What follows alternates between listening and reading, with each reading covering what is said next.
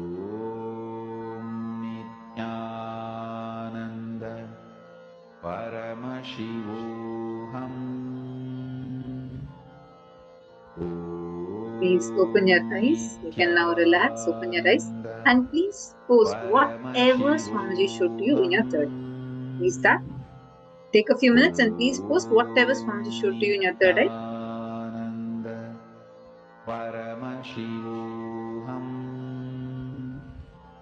Om Nityananda Paramashivoham. Come on, Ma. Paramashakti, what did Swamiji show to you in your third eye? I request all the participants to post. Ma Denise, Ma Sharminius, Ma Litika, all of you, please take a few minutes and post.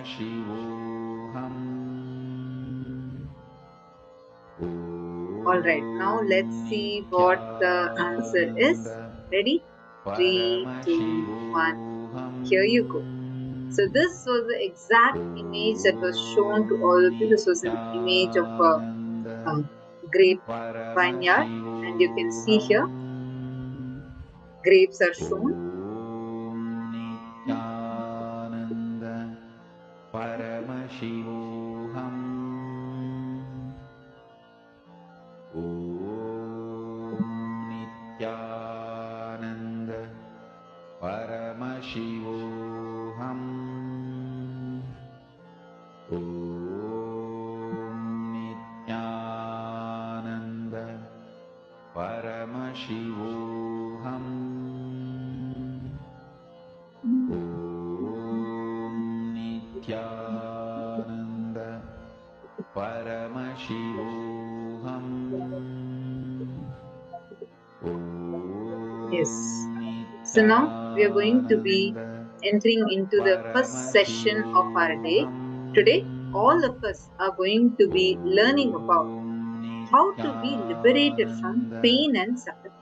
What exactly does having pain mean? I mean, all of us know that as an experience.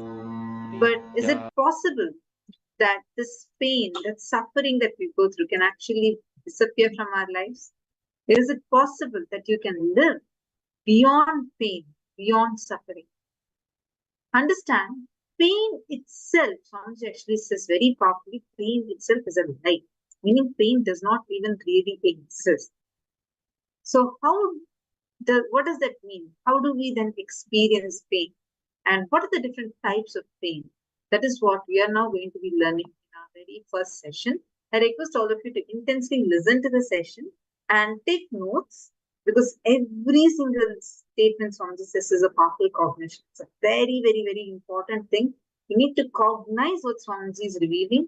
Take a few minutes and please pen that down. And you can, if you are getting any questions or you're not understanding something, feel free to write it and post it here in the chat so that we'll be able to answer your questions right after the session. I request all the participants to kindly please be seated in front of the cameras. And if you know anyone who is right now going through an extremely difficult situation, and this will be a really great gift for them, take a few minutes to just invite them. You can send them the paramashivoham.org link and invite them. Now let's enter into the first session where we learn about pain types of.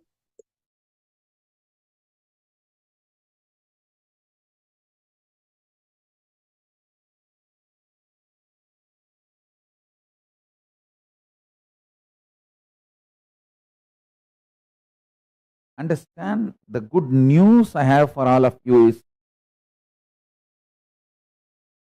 joy, pain, happiness, sadness, both are delusion. Both are pseudo ideas taught to you by society. How society teaches you pseudo dignity, it teaches you the pseudo happiness, pseudo sadness. Idea of happiness which you carry, for which you are asked to run your life, an idea of pain you carry, for which you are asked to run your life, to avoid the pain. To avoid the pain, you are asked to run your life. Both are absolutely pseudo and stupid. Listen carefully. If you fundamentally remove the pus from your core cognitions of life, if you detox yourself from the ideas of pseudo dignity, pseudo pain, pseudo happiness, your life is success. Your life will be successful. What is happiness? The whole idea of happiness and pain is just delusion. Some accidental, irreproducible, because irreproducible, most unscientific. Anything which can be definite and reproducible only is science. If something should be called as science, it should be very definitive and reproducible. But all your happiness and your pain, both are not reproducible. They are not definite. It is just some chemistry happening in your biology, like accident, some coincidence. Sometimes it happens and sometimes it doesn't happen. And you struggle with the idea what all you did earlier to get the happiness. You try to do the same thing and wait, even beg for happiness to come, and it doesn't come.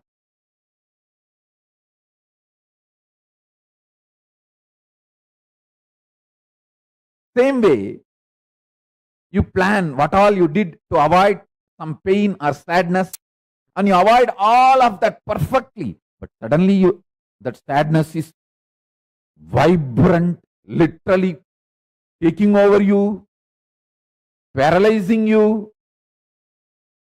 You don't know. All pains, sufferings, delusions, everything has no existence. Because Paramashiva does not have pain. If he has a pain, if he has a suffering, then I can say, your pain is inside Paramashiva's pain. No, that statement has no meaning. Your body is inside Paramashiva's body. Your mind is inside Paramashiva's mind. Your consciousness is inside Paramashiva's consciousness. But because Paramashiva does not have suffering, I cannot say your suffering is inside Paramashiva's suffering. The truth is you don't have suffering. All suffering, pain, delusion, everything has no existence. No existence. It is non-existent. It has no existence. So understand. Sit now. Your body is inside Paramashiva's body. Your mind is inside Paramashiva's mind. Your breathing is inside Paramashiva's breathing. Your consciousness is inside Paramashiva's consciousness. The Agni inside your body is inside Paramashiva's Agni. The water inside your body is inside Paramashiva's water. Every element in your body is inside Paramashiva's elements. Sit with this truth. The fundamentally human being learns the basis of their identity. What is right, what is wrong, what is good, what is bad, what is pleasure, what is pain. from your past generations, from your parents, family, people around you who taught you. I still remember very clearly one incident. Let me tell you. It really happened. I was helping the Shivacharyas in the temple, in Arunachaleshwara temple, to light the lamp for the arti. So once the Shivacharyas, they do two puja, means the puja is done inside Garbha Mandir and then in Ardha Mandapa. Till the level of Ardha Mandapa, anybody can go and help them and light diyas and give them during the puja, arti. In those days, temple did not have so many staff. And even the staff were there, not only understaffed, they will have to run around to all the different sannidhis, shrines. So we are small kids who volunteer. We also go and help here and there, and it's a big blessing and it's such a joy to volunteer and do puja to Arunachaleshwara. After the puja, they will give the vibhuti first to us, so that's a big pride. Of course, never to forget a very good share of Naivedyam, Prasadam, food, graced by Paramashiva himself. So, we always run and do volunteering. And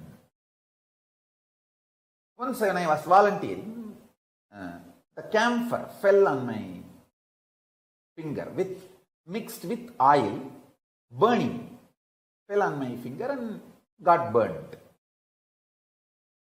And anyhow, immediately the other people who were there, they helped me and they put my hand in the water and the burning sensation started settling. Then I ran to Arunagiri Yogeshwara. Those days I used to be having darshan of Arunagiri Yogeshwara regularly, physically. I ran to him and said, like this, it happened. And he just held that finger and said,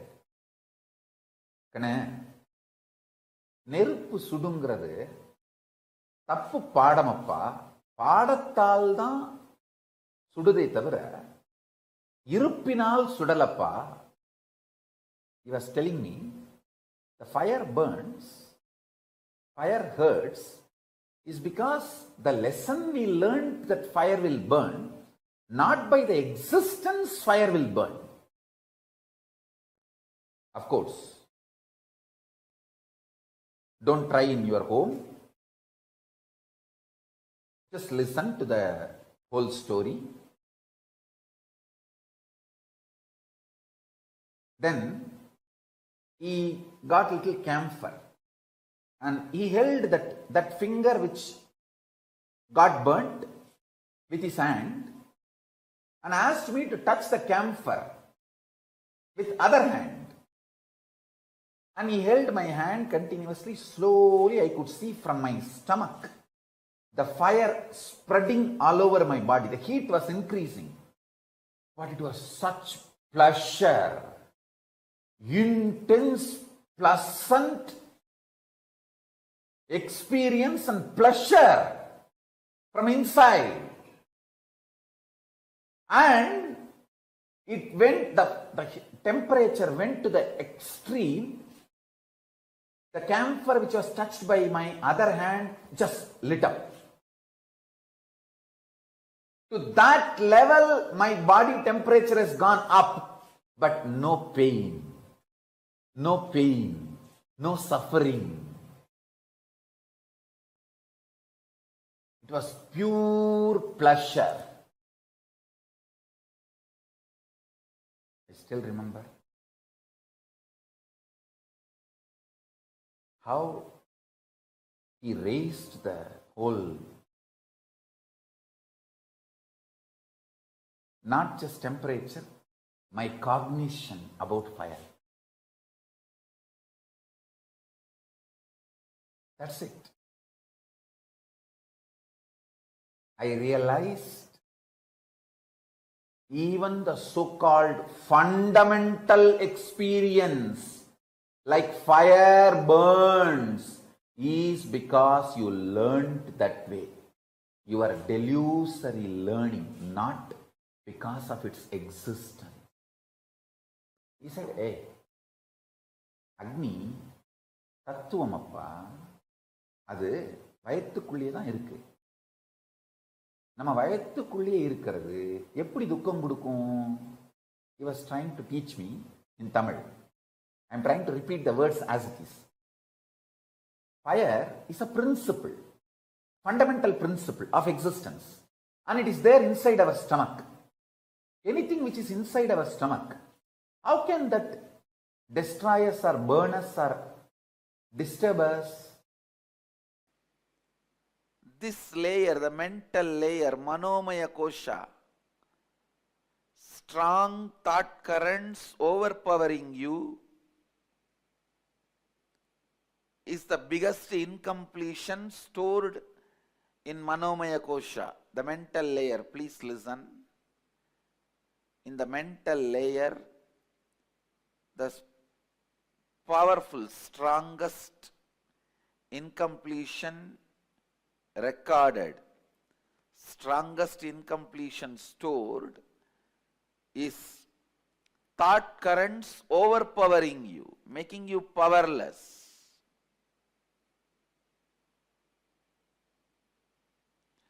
In this layer, we store all the pain patterns.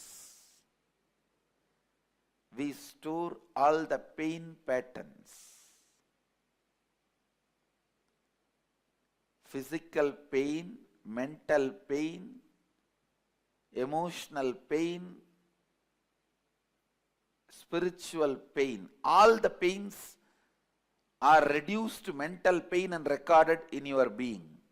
Please understand, physical pain also, when it is recorded in your mind, it becomes only mental pain.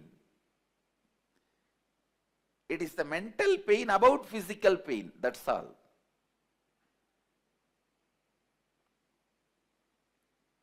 Physical pain, all of you know. If somebody hits you, what happens? It's the physical pain. Mental pain is, if you are not respected somewhere the way you expect to be respected.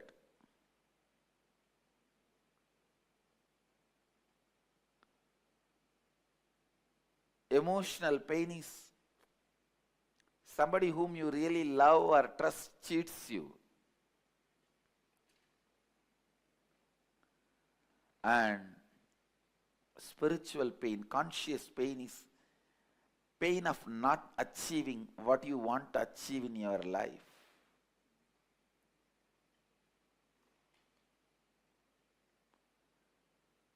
Listen, these four major pains get stored in your pain body, in your mental layer. Mental layer is pain body. That is where all the pains are stored.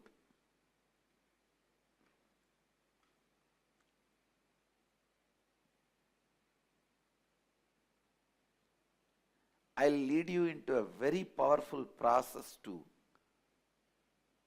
get you out of this mess you created for yourself. Each thought current overpowering you and torturing you, even though you don't want them. Now I tell you, sit, recall each and every incident, relive them in your inner space. Write them down. I commit with you today with this Samskara Dahana Kriya, I'll complete all your pain patterns because they are not worthy of carrying. You have a stupid U-Haul service. Constantly your pain being transferred wherever you go. This U-Haul service does its job even if you don't call them. That's the problem.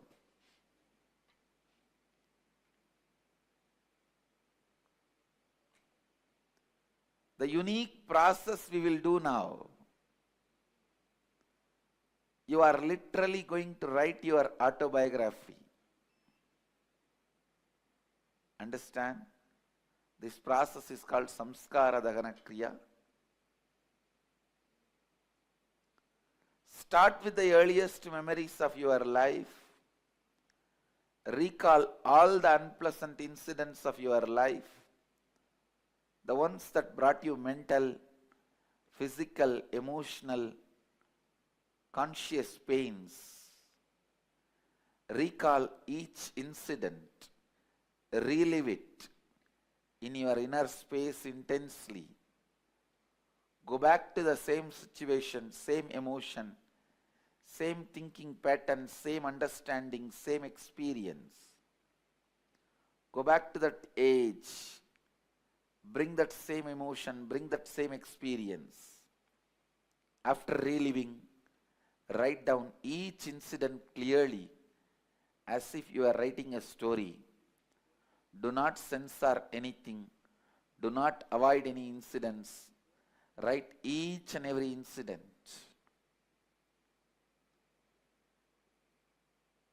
Don't censor. Do it really, really sincerely. Go ahead. See, before even the individual delusion, Maya, manifesting in me and going after my personal ideas about good, bad, what society teaches us as pleasure, pain, greed, lust, sex, pleasure, or comfort, luxury, whatever an individual goes through, before any of those patterns and or tastes developing in my system, my gurus made me realize I am expression of Paramashiva. I am manifestation of the principle, not individual. Understand? I am not individual. I am manifestation of principle.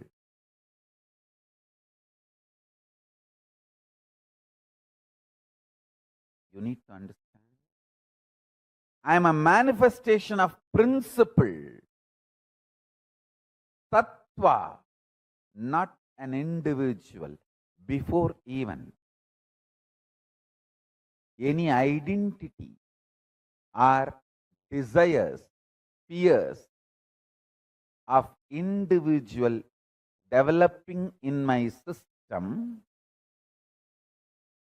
my gurus made me realize I am a principle, tattva. If you think your lifespan, your existence is much more, then the idea of your pleasures will become different. The ideas about your pleasure will become different. Understand? If you think you are going to be having births and deaths, that's the truth. Till you are enlightened. The births and deaths is going to be your life cycle. Then simply you know what is going to be your pleasure, what is going to be your pain, what should be your pleasure, what should be your pain. Having a larger vision, more clear vision about you. Actually, when you have more clear vision about you, all your actions will be aligned to that.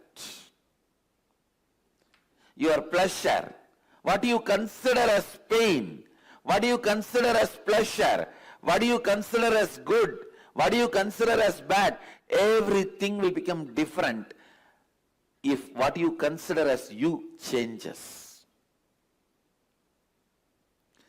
What do you consider as you, if that changes,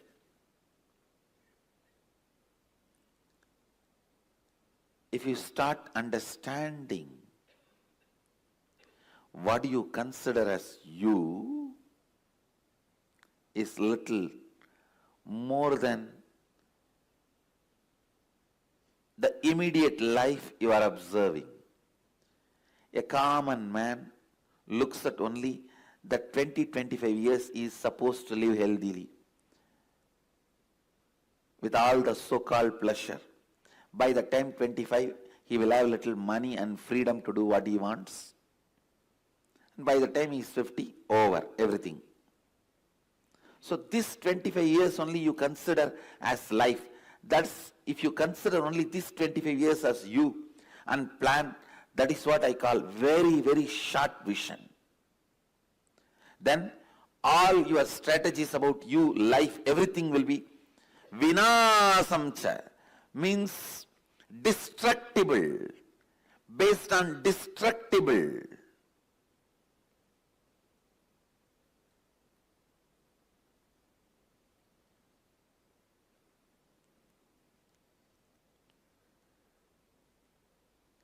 If your strategies are based on something destructible, do not enjoy, do not expect long-term peace or bliss, because your strategy itself is not for that.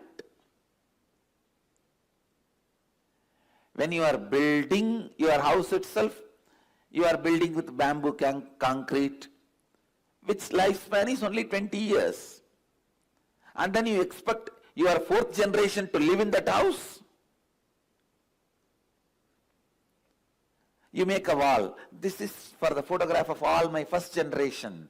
Then this is my sons and daughters. That is for my grandsons and granddaughters. That is for my great-grandsons and great-granddaughters. The house itself is going to live only 20 years. When I cut my thigh and went back to Annamalai Swamigal, he said, what you did is neither wrong nor right. I couldn't understand. What do you mean? He said, because of this cutting yourself, you got the click. Ultimately, that you are not the body. Actually, after that only he gave me the initiation into that Aham Spurana. The methodology of the Aham Spurana by great incarnation, Ramana Maharshi. It was transmitted to me by Annamalai Swamigal. So Ramana Maharshi is my Paramaguru. And Annamalai Swamigal transmitted that Aham Spurana, Anubhava into me, and which became reality when I was 12 in the Pavazhakundru. After that, once Annamalai Swamigal was telling me, now understand the thing you did, cutting your thighs, neither right nor wrong. Because you got the vision, you don't need sacrifice. You don't need to cut yourself again. If Annamalai Swamigal said cutting yourself is right, I would have been continuously doing that everywhere. And all of you will be sitting and cutting yourself. It is not right. Same way, it is not wrong.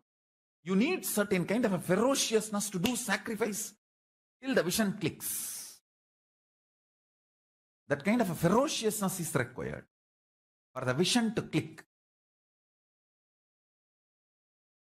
So because the ferociousness is required for the vision to click, the experimenting on yourself, cutting yourself, your thigh was not wrong.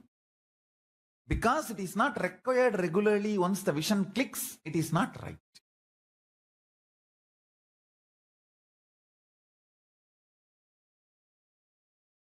Understand it properly.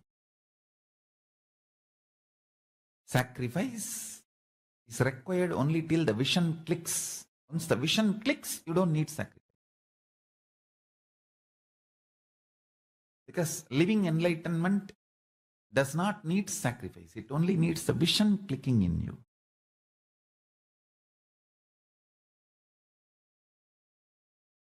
But till the vision clicks, you need to have the passions and perseverance, will, persistence. For that, you need sacrifice.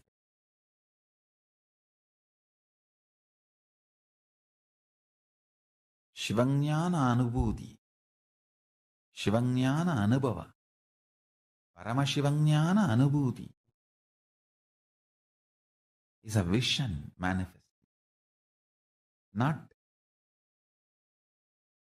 torture or suffering. Please understand, your very biomemory vibrates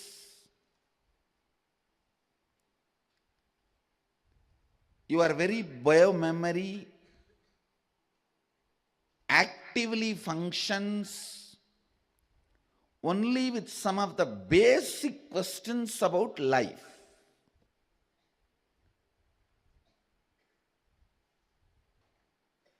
What is pleasure? How can I have more? What is pain? How can I avoid that? What is life? Is this understandings help me? Is this understandings going to help me? What is joy?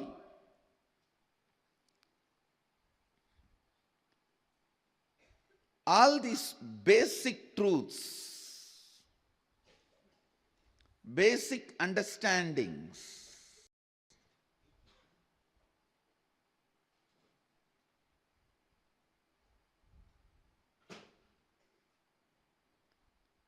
how can I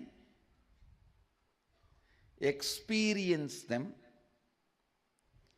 These basic questions about life only continues to make you function, act. Entertaining these basic questions. What is pain? How can I avoid it? What is joy? How can I have more? What is life? Please understand, how many times you may hear answer for these questions from your father, mother, uncle, society, teacher, finally from guru. How many ever times you may listen answer for these questions?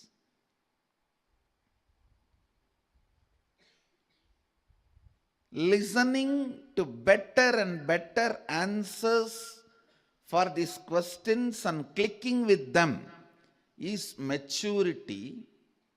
Listening your own answer and experiencing once for all is enlightenment. Understand? It's nothing but basic questions. What is life? What is death? Why suffering? Why pain? What is bliss? What is joy? How can I have more joy? How can I have less pain? What is it that is living inside me? What is it that changes inside me? What is it that does not change inside me? What is it that is making me move? What is it that is making me tired? What makes me exciting? What makes me feel bored? For these basic questions, if you have better and better answer and click with the better answers, that is called maturity. Naturally, the answer your friend gives when you are 5-year-old will be different. Your mother gives when you are 6-year-old will be different. When your father gives when you are 14 will be different. Finally, when you reach your guru, the answer he gives will be different. So clicking with better and better answers is maturity ultimately clicking with your own answer, experience, and the question disappearing once for all is enlightenment. That is enlightenment.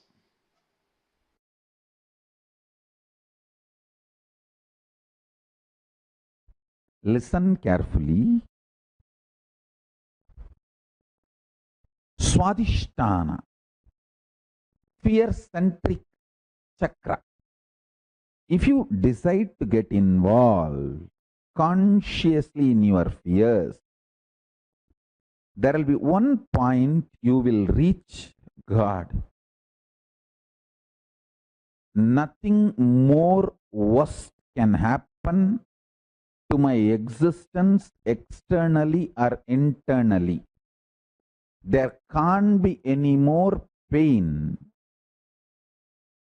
possible collapse for my external existence or internal existence. You will reach that and drop. That is the moment the beautiful, powerful cognition will rise in you. From now, every second I am alive internally and I feel I am alive externally. Itself is a blessing. Nothing more is needed. I neither need bliss, joy inside me to be blissful, to feel fulfilled, nor I need something externally to feel fulfilled and complete. That experience will happen in you if you consciously involve with all your fears, fear fantasies, the patterns, the way the fear manifests in you.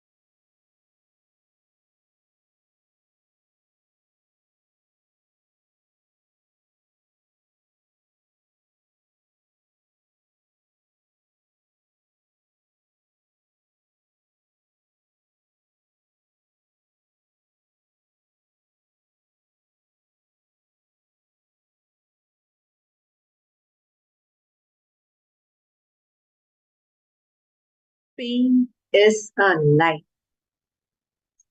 What is pain? How the beautiful incident that Swamiji described with Arunagiri Yogeshwara, how pain and the perception of pain itself is a delusion. Understand? Why do we experience pain? Because from young age, you're trained with that. Actually, not just from a young age, but your very bio memory carries that memory from the past lives too. You start developing the pain mechanism as a part of your biology. And when you start developing that pain mechanism in you, you experience pain. Pain is inevitable, but suffering is a choice. Understand? This particular session that we are going to be entering into, I request all of you to intensely listen and do along with us, follow every step by step. Can I first request all of you to post in the chat if you are able to hear us clearly and if you're understanding so far clearly.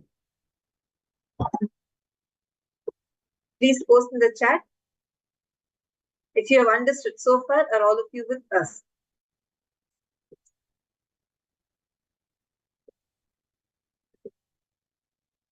Okay, now I'm going to ask a quick question to all of you. What is Swamiji described the different types of pain? Can I request all of you to please post in the chat what are the 5 types of pain? Please post. There are 5 types of pain. I request all of you to post what are the 5 types of pain. Purushananda has posted intellectually, she's understanding. It's really deep, so she's trying to catch it. Good. Even if you intellectually understand, when you say, hey, Swamiji told this, then if this is what Swamiji said, then it can no more exist in me. Whether I understand it or not, whether I cognize it or not, Swamiji has told, that's it. I am just going to take that conclusion as my conclusion and declare that with reality. Actually, this is a very powerful process. Very, very, very powerful. I've seen many times, because in Gurukul, as soon as you join Gurukul, this will be like literally taught to you multiple times about how every powerful cognition that Swamiji tells in Satsang, within 24 hours, it has to become part of your experience. You should manifest it. So we actually are trained how to cognize that. Like I remember, one of my best moments was like when I had shared this earlier, which is with my Atmaling. Swamiji had given to a small group of us in Cambodia, 2014, December 2014. Swamiji had given in the program, only to the program participants. We were the first batch to receive the Atmaling. And Swamiji actually told that. So Swamiji said, now I'm only giving to all of you. And and at that time, only one Atmalinga per person. You can't, if you lose an Atmalinga, that's it. Like you can't get another. So it was so precious for me. It's like, too precious. First of all, Swamiji has given. And that itself is so precious. And then Swamiji told like this also. So I'll always carry it with me. And I used to have a Atmalinga box. And I'll put it in that. And like just a small box, I'll put it in that. And I'll always put it on a small bag kind of thing. And I'll put it with me.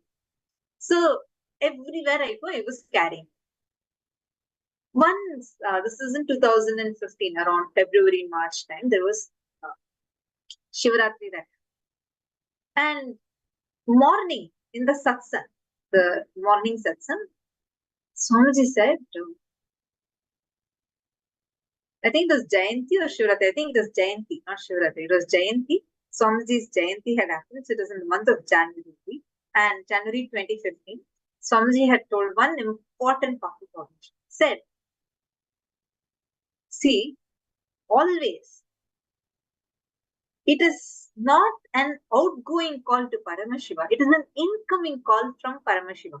Every time he reaches out to you, he manifests for you. Even if you give a missed call to him, immediately he will manifest for you, whether you understand or not.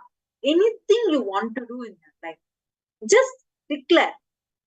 Even mechanically, if you declare, saying, hey, if I am Paramashiva, let this happen, then it will happen. Then that reality will start manifesting for you.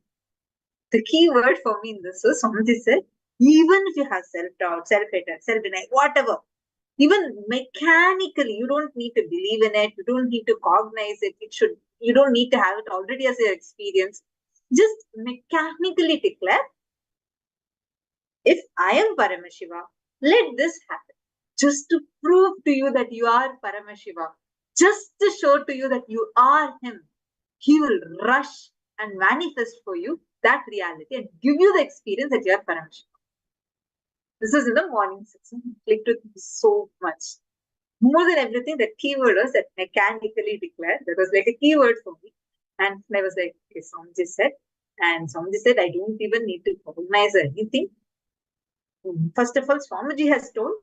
So because Swamiji has told, it's just this has to manifest. That is enough for me. So I remember I was like trying to play with that power multiple times. Actually, like with small things, self-declare. Hey, if I am Paramashiva, let this chariot move backwards. Then like it'll actually happen. It was so like, now when I see it, it's like, wow, what a magical life Swamiji has given it as a casual reality. But at that time, it was like more like fun. Like you declare something saying that, hey, Swamiji has told, let this happen. Then this will happen. It'll really happen because I'm Paramashiva. And Swamiji has told I am Paramashiva. And therefore I am declaring, if I am Paramashiva, let this happen, then things will happen. It was like fun. Like we all, Balasans are all playing with each other like that. For this Jayanti celebrations, so many people from around the world had gathered in the Harinam. Everywhere was like crowd was there, and only a small set of us, only a handful of people. I think just 1,200 people only had received. We had thousands, or like I think in lakhs. The number was in lakhs. People had gathered for receiving Swamiji's darshan that day. And from morning, so celebrations are going on. Everywhere you see in the Adinam, it was like crowd. Every type of people were there. And at that time, we had, in the evening, we had Rudrabhishekam. Actually, in the Adi Kailash, Swamiji has built a huge, the tallest Navapashana Linga, 21 feet tall Navapashana Linga, and surrounded by 10,008 Shivalingas. And it's a very powerful healing pond. And there we do Rudrabhishekam to Paramashiva. Each one of us will have one Shivalinga, and we will be doing the Abhishekam to that Shivalinga. So all of us were sitting, and we were doing the Abhishekam. Evening Abhishekam was there, and right after that, procession was going to start. So for that Abhishekam, I had taken out my Atmalinga and I kept it there, and my puja kit, everything. We keep it and offered flowers, everything. I remember I had even packed everything. I packed up all the things. I kept it inside, and just before we were about to go into the procession. My friends, the Balasans, asked me, "Hey, can you show your Atmaliga?" Because even in Balasans, only those who attended the program had received Atmaliga at that time. Just the previous month we had received. So everyone was like just curious to see, just to touch the Atmaliga. It is so precious. That is Swamiji gave, right? So it was like everyone had asked me, and one of my friends had asked, and I was like casually trying to take it from my bag. I took it from my bag. I opened the box. Atmalinga was not there. I'm searching. Then I thought probably my friend took it. That's why she's asking me. So I was like asking, "Yeah, are you playing with me? Don't play with Atmalinga alone. Give it back." She's like, "No." She's genuinely asked. I was shocked. Where will I go and search? I had no idea where the Atmalinga went. Then I was looking for it. Then one of the kids reminded, probably I might have left it in the Vaidisara. So, but by then procession had already started. We were already going in procession, and like procession means Swamiji will be sitting in the chariot, and all of us will be like, with thousands, will be dancing and jumping and enjoying, celebrating. And there'll be music going on, chantings going on, and it'll be a grand procession will go. And all the way from temple to Kalabhairava Gate, like around the campus will go. And procession. So that procession had already started. And that day it was not few thousands, lakhs of people are there. Like you can't even move everywhere. People. There's so much of crowd. And it was like, where should I go and search?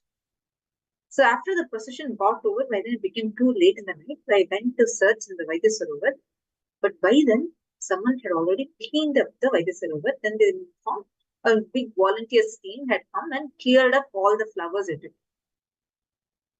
I was like, God, this is too much. It's only hope I had. And at that time, Swamiji said, only one Atmalinga per person means I can't even get the second one. What am I going to do? I was like, really, it was a tough thing for me. I didn't know what to do. Then I remembered that morning Swamiji had told, even if you mechanically declare, even if you say, hey, whether I cognize or not, I understand or not, I am declaring, just even as a mechanical declaration. I am declaring, if I am Paramashiva, let this happen. So I declare, if I am Paramashiva, Swamiji has said I am Paramashiva. So if I am Paramashiva and if everyone around me are Paramashiva, then by tomorrow morning, 8 a.m. Indian Standard Time, my Atmalinga should come back into my Atmalinga box. This is my declaration. I declared, Swamiji said, so it has to manifest. Every few minutes, it's like trying to open the Atmalinga box. I was thinking, what if suddenly it materializes or someone was playing around with me, they'll come and keep it.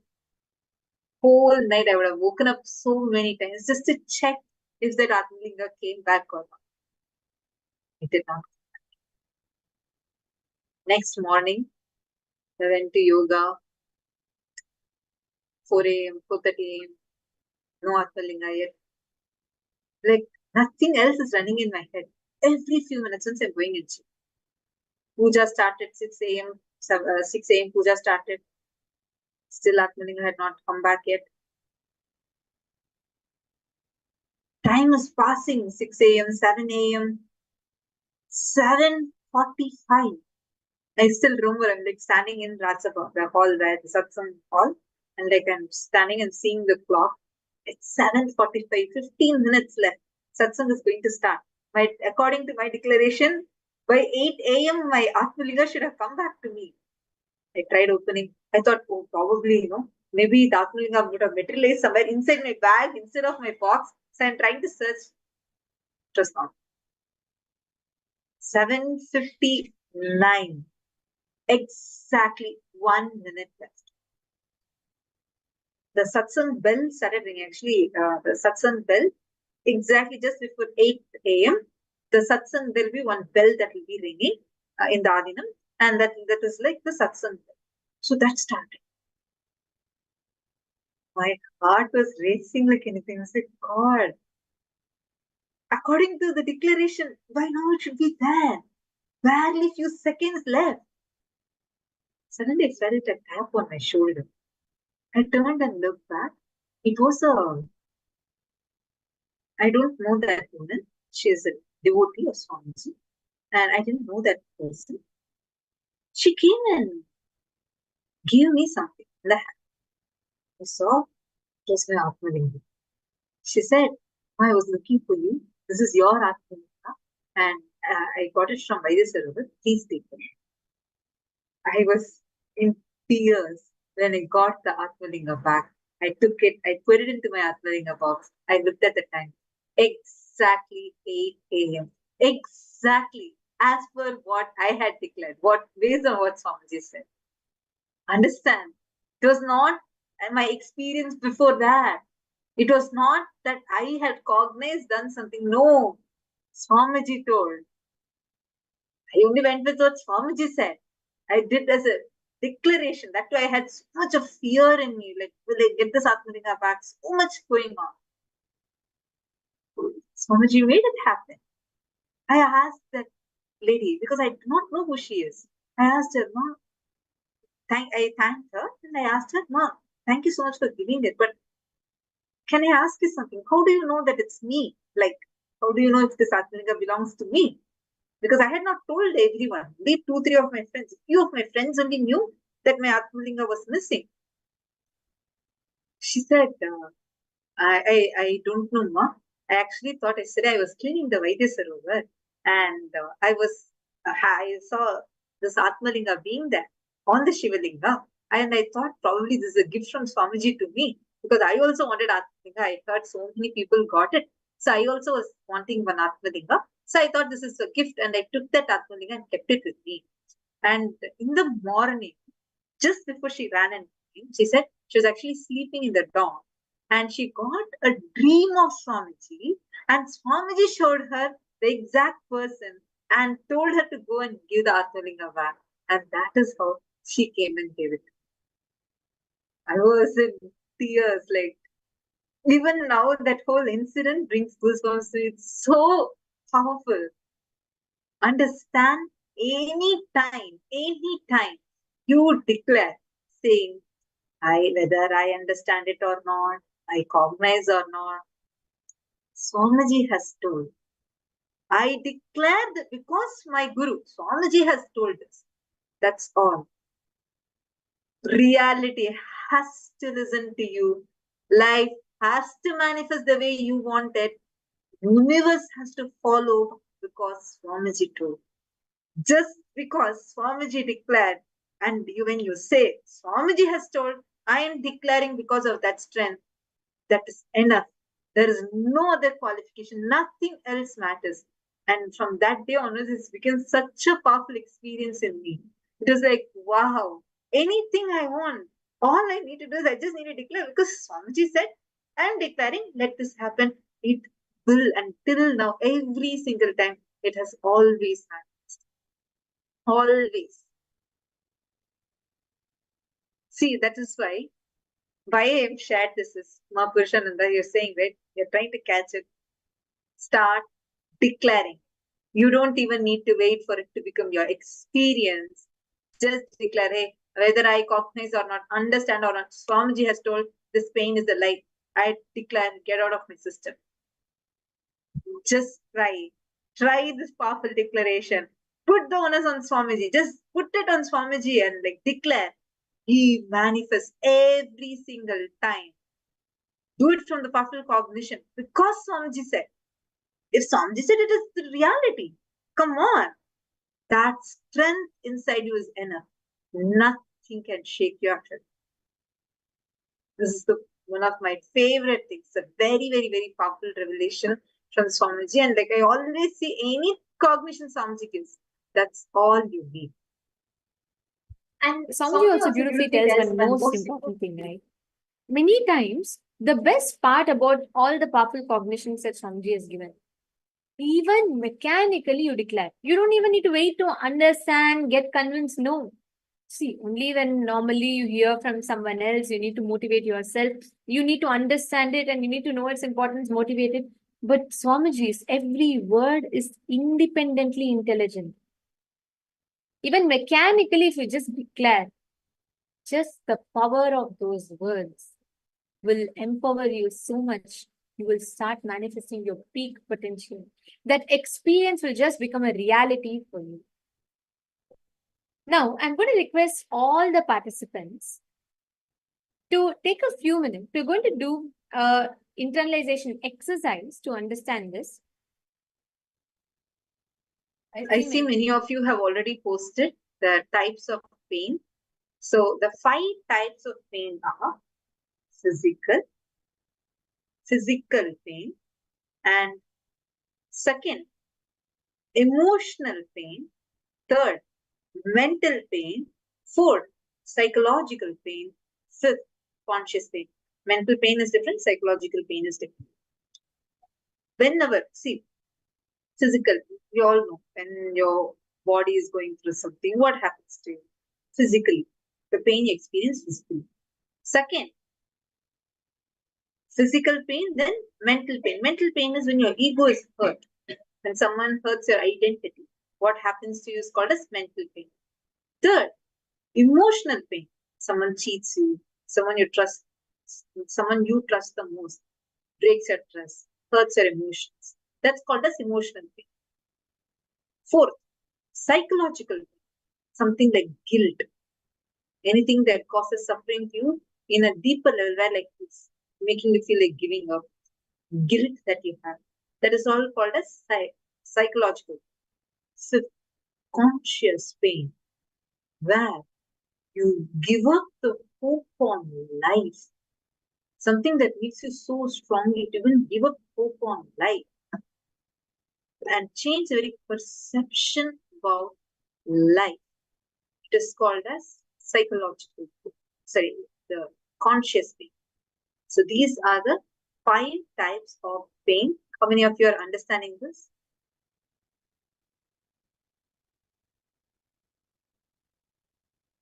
So now we are going to be focusing on how to get rid of this pain patterns. So I request all of you to sit now and write down. Please sit and write down intensely all the pains that you carry from the very beginning. Every type of pain that you remember. Recall all the unpleasant incidents of your life. The ones that brought you mental pain, physical pain, emotional pain, conscious pain. Recall each incident and write it down. Something important over here is you're not going to write it from your current age. Instead, you're going to go back to that age from when you experienced this experience, and you're going to write this down. Please start now.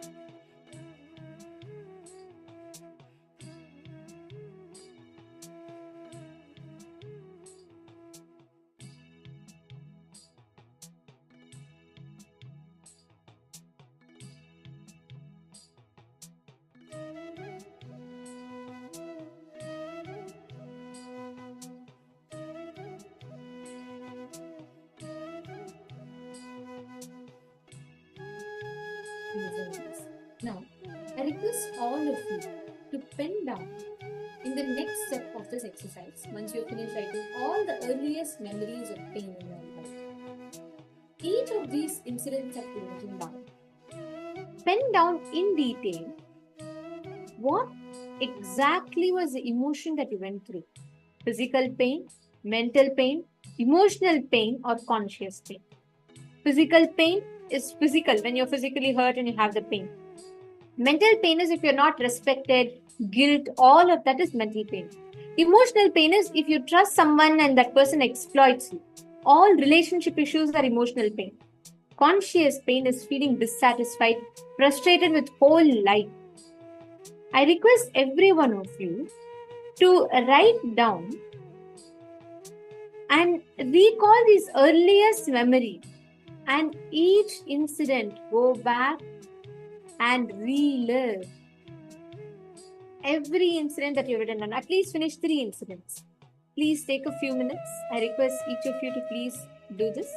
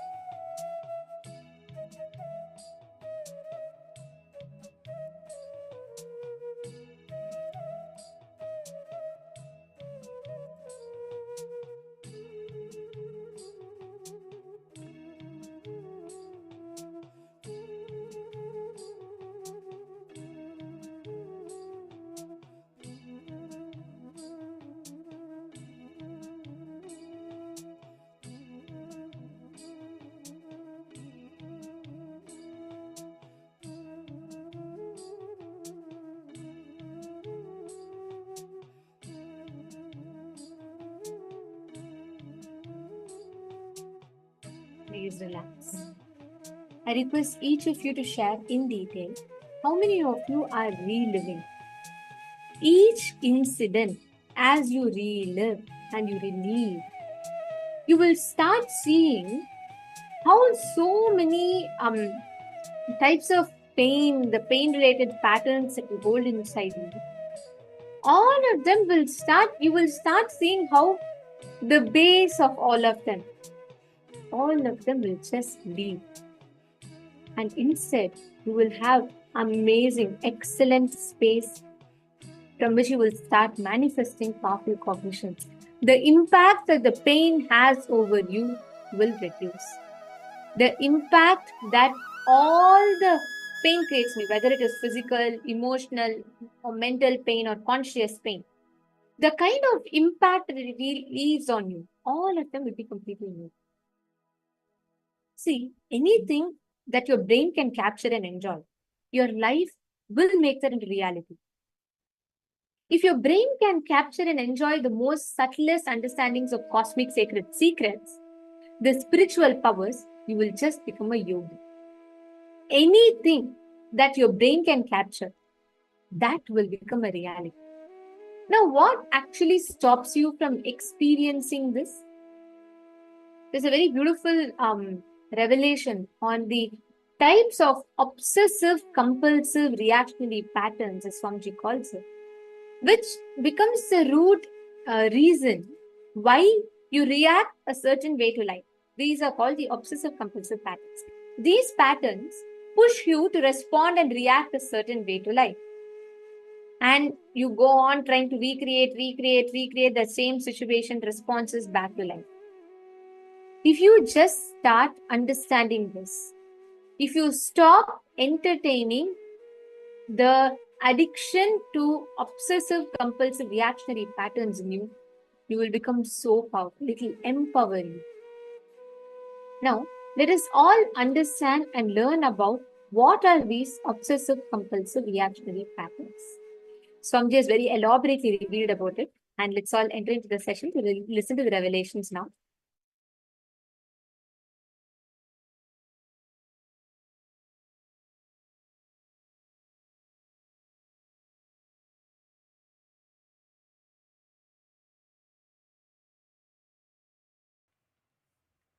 I tell you, this really happened. One person came to me with rheumatoid arthritis problem. It was very severe. The fingers have started getting twisted, and the effect of the disease is seen even physically, not just in the form of pain alone. The body started getting distorted.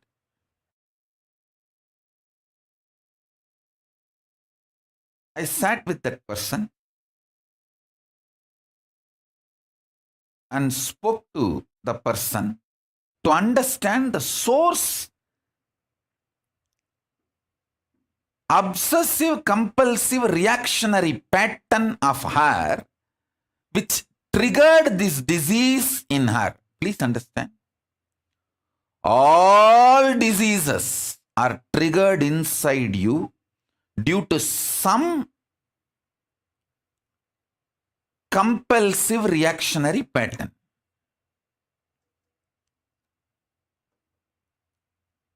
So I wanted to study her pattern.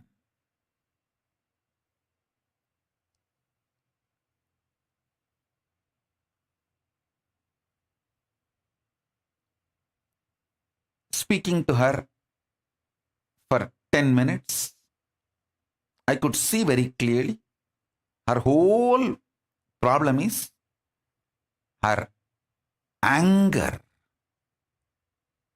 towards mother-in-law, and how she gets triggered by mother-in-law, and how continuously she triggers mother-in-law to trigger her.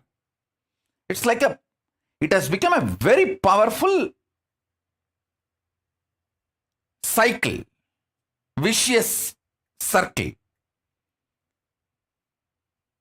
And even if she stays away from mother-in-law, she projects the same mother-in-law on somebody else and does this. Just the person outside is replaced, but the pattern and the vicious circle continues. Please understand, this obsessive compulsive reactionary pattern, when it gets cultured in you, when it grows deep roots in you, it creates its own fears, insecurity, jealousy, guilt, self-doubt, self-hatred, self-denial. It takes all forms. It becomes literally like a Brahma Rakshas, ghost possessing you. And naturally, if you have to go and fall at the feet of mother-in-law and surrender, you will feel, no, she is going to exploit me. The death is much worse than falling at my mother-in-law's feet. All these kinds of fears, emotions, insecurities, self-doubt, self-denial, so much will come up. But if you are capable of breaking all of that, I told her, you will experience, not just you will be free from the arthritis, you will start experiencing levitation. I asked her, do you want health, which is a possibility, or levitation, which is a power? She looked at me and said, Swamiji, what you want for me? I said, naturally, power. Because she's too sweet devotee and too devoted.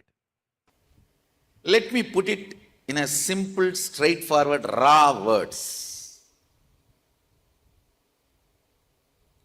Human beings, as you are just bunch of patterns, thought currents, compulsive thought currents, compulsive behavior patterns, which I call incompletions.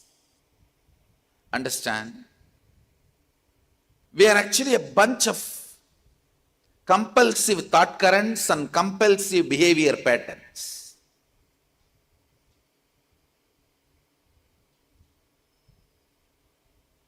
With a strong belief that these compulsive thought currents and compulsive behavior patterns are us. Please understand, your actions can never be separated from you, and your reactions can never be part of you. The problem is, you act and you don't want to be responsible for your actions. And you always think all your reactions are you. Please understand, your reactions are not you. They are a bunch of compulsive behavior patterns or compulsive thought currents. Your reactions are not you.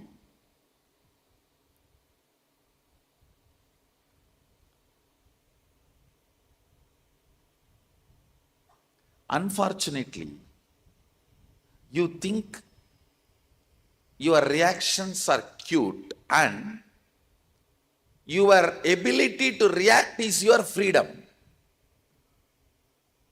No, really, you think your ability to shout, scream, react, overact, all this is your freedom.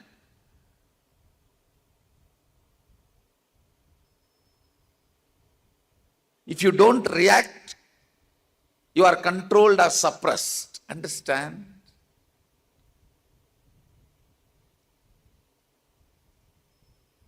Your reactions are a bunch of compulsive thought currents, compulsive behavior patterns.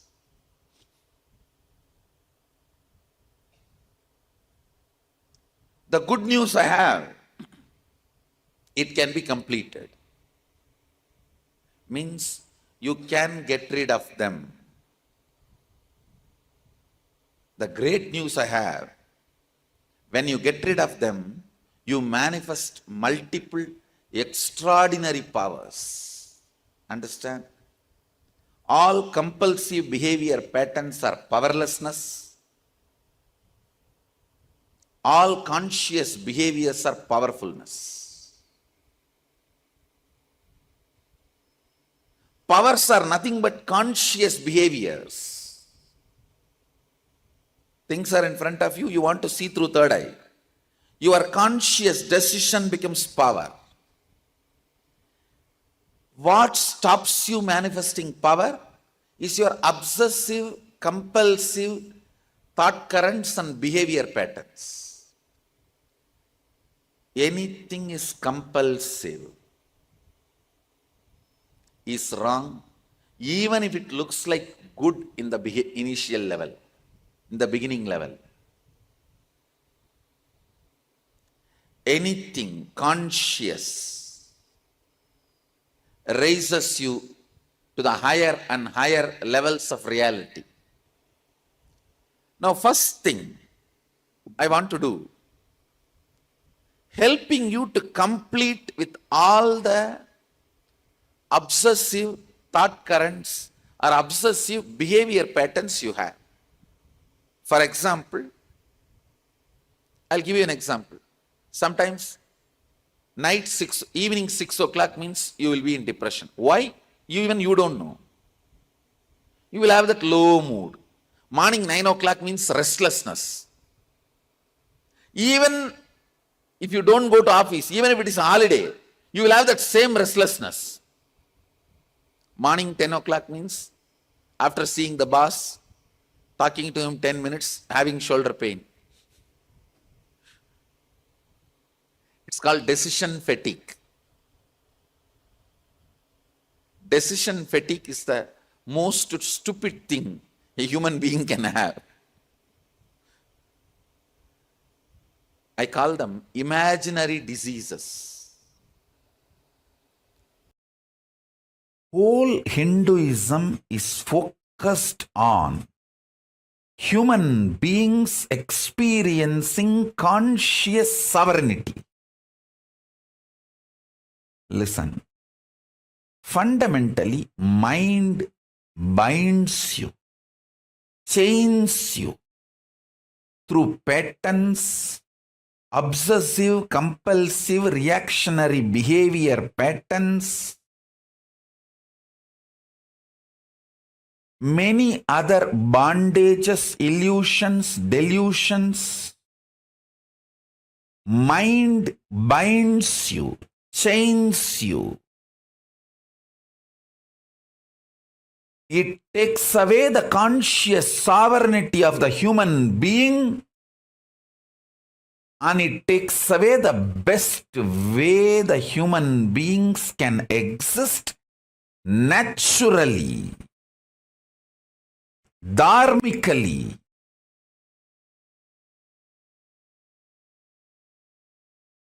A simple human existence. And the best things that simple human conscious existence can manifest, everything is hijacked, taken away, chained, bound by mind. And when you start manifesting ferociousness and break the patterns, manifest powers, your mind is transformed into supermind. If needed, everything else can be given away just for conscious sovereignty.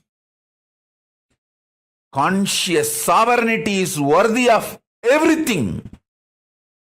Let me explain conscious sovereignty. Conscious sovereignty means I know I am consciousness.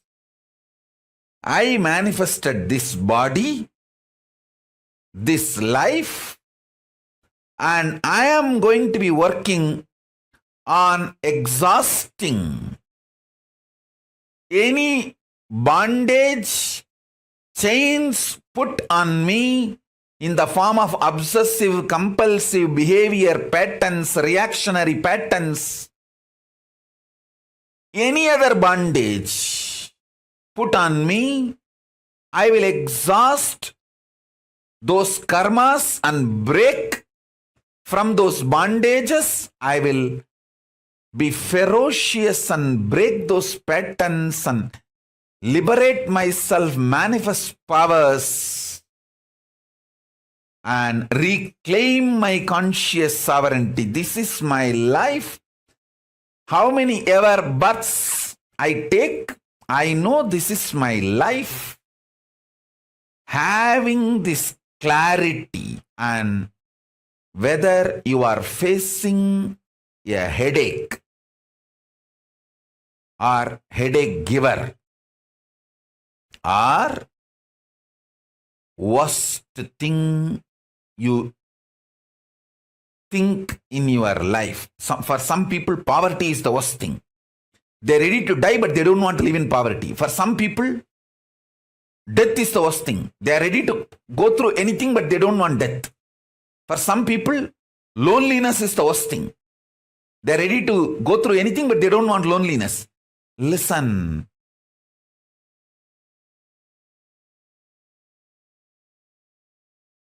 Nothing is worst in your life other than losing conscious sovereignty. Even in the worst situations, if you make strategies, decisions from your conscious sovereignty, you already started living enlightenment. Conscious sovereignty is too important. Don't lose that. If you see a snake and become powerless, shaken, it is fear. If you are thinking any time snake may come, anywhere, and what will happen to you? It is phobia. I can give you one more example for phobia. Even the iPad screen or the cell phone screen, touch screen, if there is a snake photo, you will not touch. You will not put your finger near the mouth. How many of you have this? That is phobia. Understand, that is not fear. It's not going to come out of the iPad and hit you.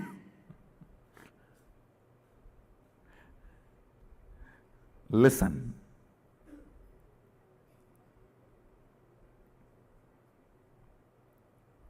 Fear is different, phobia is different. Fear disturbs your integrity, but not completion. Completion is disturbed only by phobias. Look in and analyze, you will understand what I am saying. I'll expand on fears more. Listen. For example, fear of death. You always feel, I can handle when it comes. When it comes, you may not be able to handle. That will only disturb your integrity. Means where you respond, where you react. But inner space, you always come to terms with all the possible actual fears. It is law of your inner space. Whatever understanding your inner space has, if you are able to make it, live it in reality, that is called integrity. Listen. In the inner space, you may feel, I know, I can face it when it comes. And when it comes, if you are able to face it, it is integrity. If you have confidence only inside and you are not able to face it, when it actually comes, it is only completion, not integrity. Listen.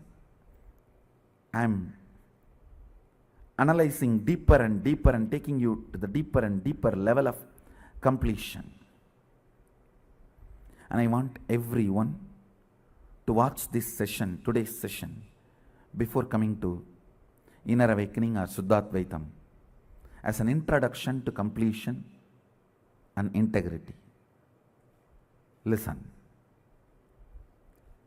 Anything which disturbs your completion is compulsive thought current. Anything which disturbs your integrity is compulsive behavior pattern. Compulsive thought currents need to be completed first. How to? All of you know. There is a clear completion method, completion technique and technology available. Pick it up and practice. Take this as this week homework. All the compulsive thought currents you have, bring completion to it, and all the compulsive behavior patterns you have, bring completion to it. That is integrity.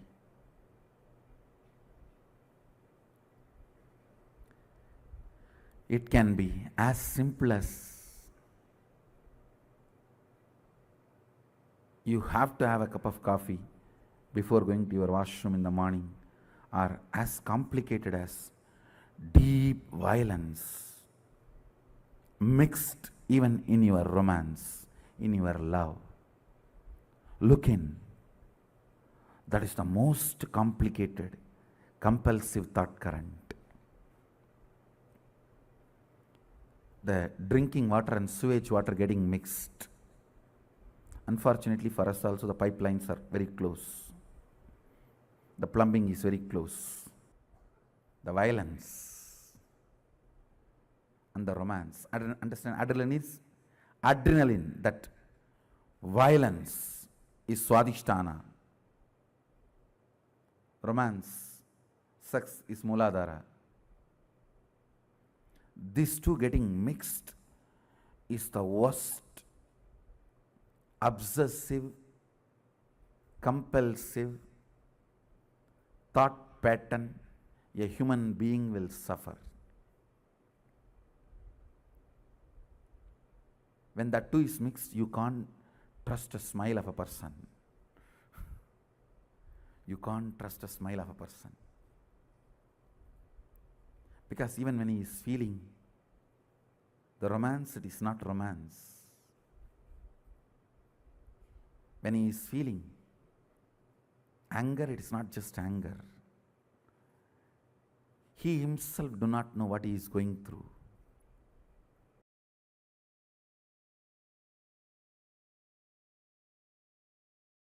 Liberating yourself from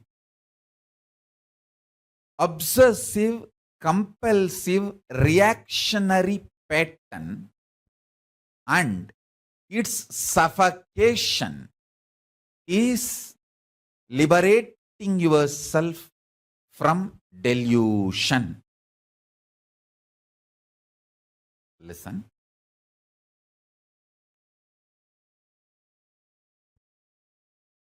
The greatest suffering is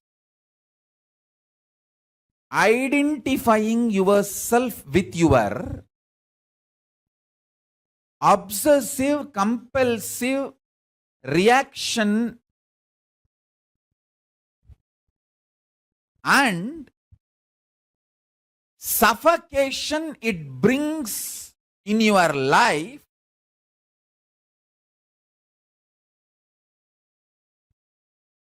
as you. I'll repeat.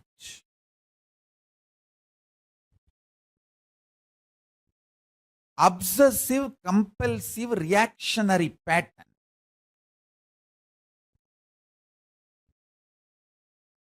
You identify yourself with that pattern, and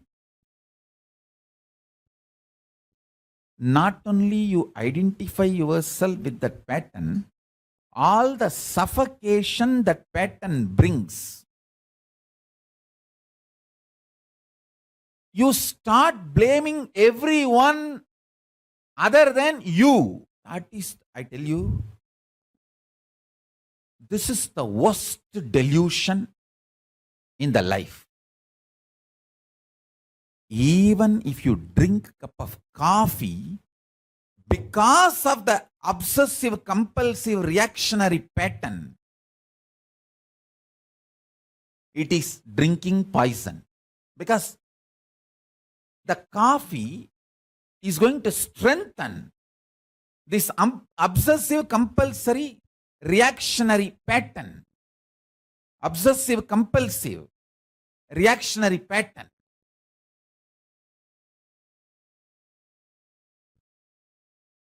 Listen intensely and listen carefully.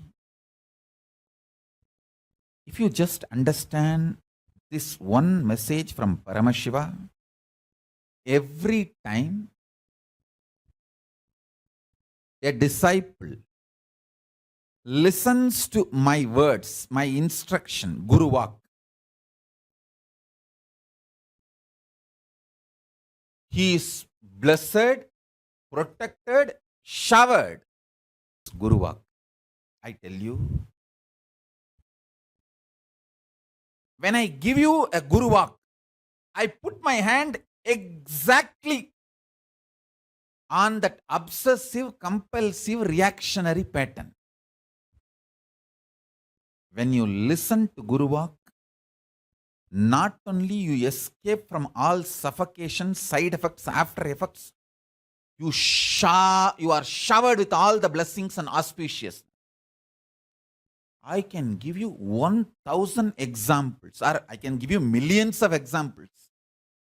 Every time when people walk out of their obsessive compulsive reactionary pattern,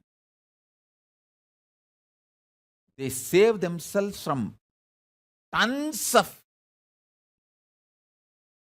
sufferings. They pull themselves out of delusion, and they are showered with all the good things. If I have to give a rough equivalent for the word trobhava, delusion, I'll give this word only. Obsessive compulsory reactionary pattern, associating, identifying yourself with that pattern, and suffocating yourself and blaming everyone. Oh, this person made me to believe this pattern. This person is suffocating me. This person put the pattern in me. This person is torturing me. You blame everyone around the world other than taking the responsibility and completing and getting out of it. When I give a Guru Vak, I'll precisely put my hand on that only. See, only one Guru Vak, Bhagavan Reddy obeyed. I gave him one Guru Vak, stop watching movie. That's it. He asked me, can I watch this movie, that movie? I'll stop Telugu movie, but can I watch this devotion? I said, nothing doing. Stop watching. And I tell you, not only the wealth, the kind of a success, fulfillment, everything he is enjoying now is just because he obeyed that one Guru Vak. Just only one Guru Vak. And I know within next few years he will become billionaire. Not just millionaire, billionaire. Get initiated and start manifesting the cosmic being in your identity. Understand, Paramashiva exists. He is a living being, all powerful, all knowing, who just creates, maintains, destroys, rejuvenates, puts in delusion, pulls out of delusion, liberates.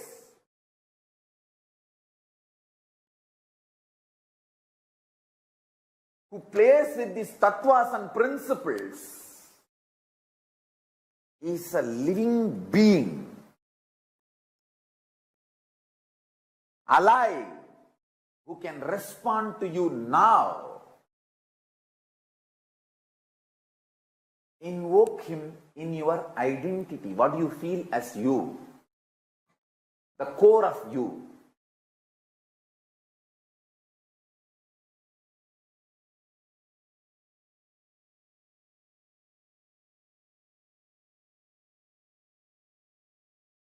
Listen.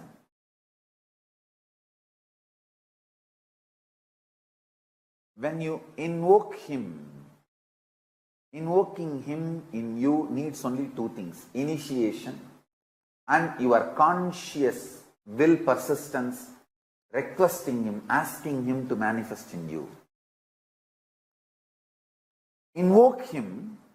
See, when you invoke him, the fear-based obsessive compulsive disorders become irrelevant. I am not saying don't go to job. I am not saying don't earn money. I am only saying let this job and earning money not be your OCD. Don't you see tons of things you are performing, you are doing as OCD? See, for example, we both may be sitting in the same Nityananda Sabha. If a snake comes there, you will also move out, I will also move out. But with a different context. You can check my pulse, it will not increase. I will not move out because of OCD. Understand? Listen carefully. I am not saying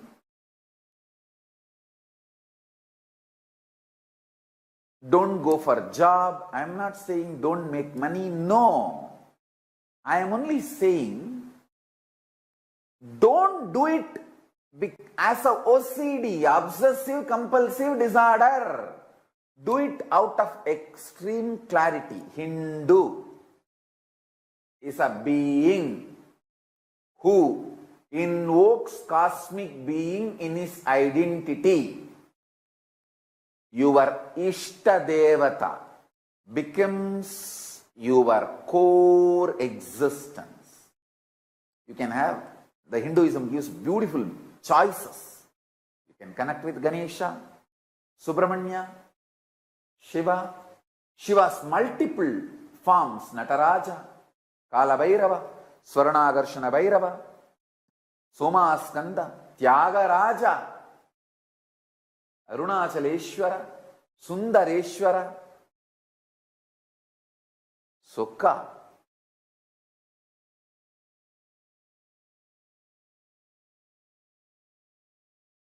Different forms of Paramashiva, Dakshinamurti, Veerabhadra.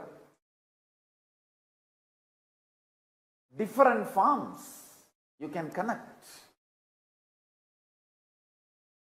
Parashakti, Vishnu, Krishna, Rama, Hanuman, Surya. You can choose your Ishta Devata in Hindu tradition. Even Guru cannot change your Ishta Devata. If you say, I have not chosen my Ishta Devata, please you choose for me. Guru can choose. But if you say, I have chosen, this is my Ishta Devata, please give me the mantra. He cannot say, no, your Ishta is different. No. The Ishta Devata you chose, for that only Guru can give mantra. Understand? Invoke the Ishtadevata in your identity. Morning when you wake up, your waking up should not be obsessive compulsive disorder, OCD. No.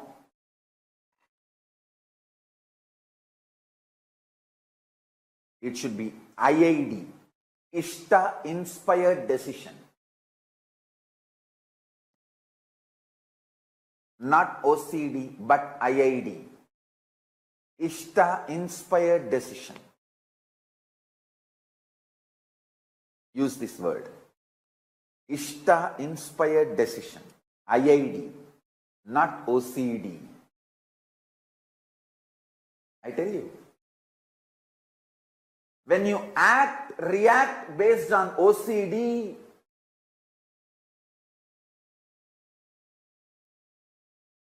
you feel stuck, suffocated. You don't know how to do, what to do, and finally end up in literally depression, frustration, living dead, or suicide itself. All the problems of the human life, all the sufferings and pains humanity is going through, the source is OCD you started developing from your root pattern.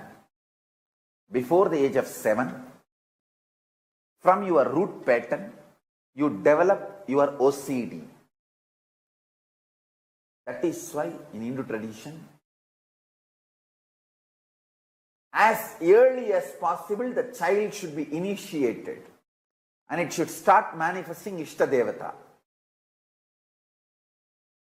Ishtadevata inspired, Ishtadevata mantra, Ishtadevata manifesting in its being. See, for example, morning, the moment I became aware of this world, the first thing is Paramashiva manifesting.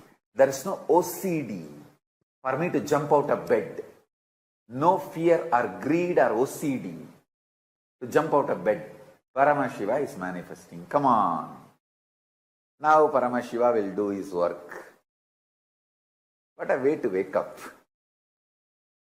Waking up due to OCD manifests all types of complications and problems. Anyone who can wake up early morning due to IID, Ishtadevata inspired decision, no OCD, IID, Ishtadevata inspired decision, just 11 days, I guarantee all your blood pressure, diabetes, everything will become normal. There will not be any stress on your system. Ganapati is real. Is a living cosmic being. When you invoke him, he actually comes with that big elephant face, pot belly, Brahmanda in his belly, and asks, "Oh my son, what do you want? Oh my dear, what do you want? Why you invoked me?" He is real. Listen, he comes, eats, drinks coffee with you. I am not lying. I am telling you the truth. And I tell you guys, I know I am talking to my disciples, whom I have absolute love. I want you guys to know I am in love with you guys. I am telling you.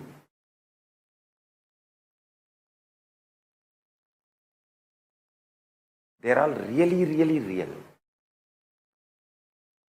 Don't think they are just some principle painting done by some rishi to explain certain concept and principle.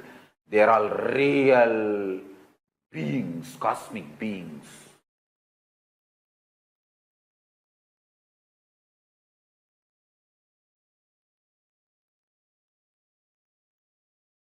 One advantage my disciples have, see, all my disciples who feel, hey, Swamiji will not lie to me and he will only tell the truth to me. For you guys who have that feeling, hey, Swamiji will tell only truth to me, he will not lie to me. The biggest advantage you have is your being immediately connects with that consciousness, with that beings. Your identity opens with them because your identity is convinced. Swamiji told Ganesha is real, he is real. Swamiji told Kalabhairava is real, he is real. Swamiji told Paramashiva is real, he is real. That is the way actually initiation happens.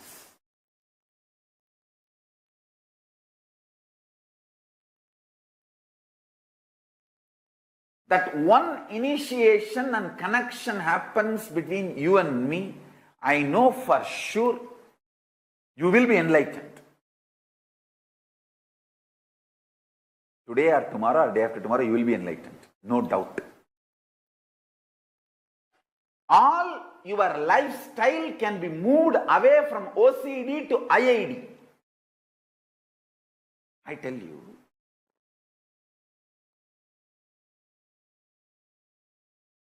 all your decisions and its good, bad effects, results, success, failure, everything finally take it to Paramashiva and cry. Want to express your frustration, express it to him. Want to express your love, express it to him. Want to show your gratitude, show it to him. Want to fight, fight with him. Do everything with your Ishtadevata. It can be Ganapati, it can be Shiva, it can be Muruga, it can be your Guru. I tell you, just practice this one. In few weeks, your life will start moving from obsessive compulsive disorder based to Ishtadevata inspired decision based, IID. You are liberated, I tell you. Please understand, the concept of Ishtadevata is unique to Hindu tradition. I want all of you to know, I connect with the ultimate as Paramashiva and Parashakti. But I am absolutely sure, listen to this statement. Even if you think Vishnu is the ultimate, you will achieve ultimate. If you think Ganapati is ultimate, you will achieve ultimate.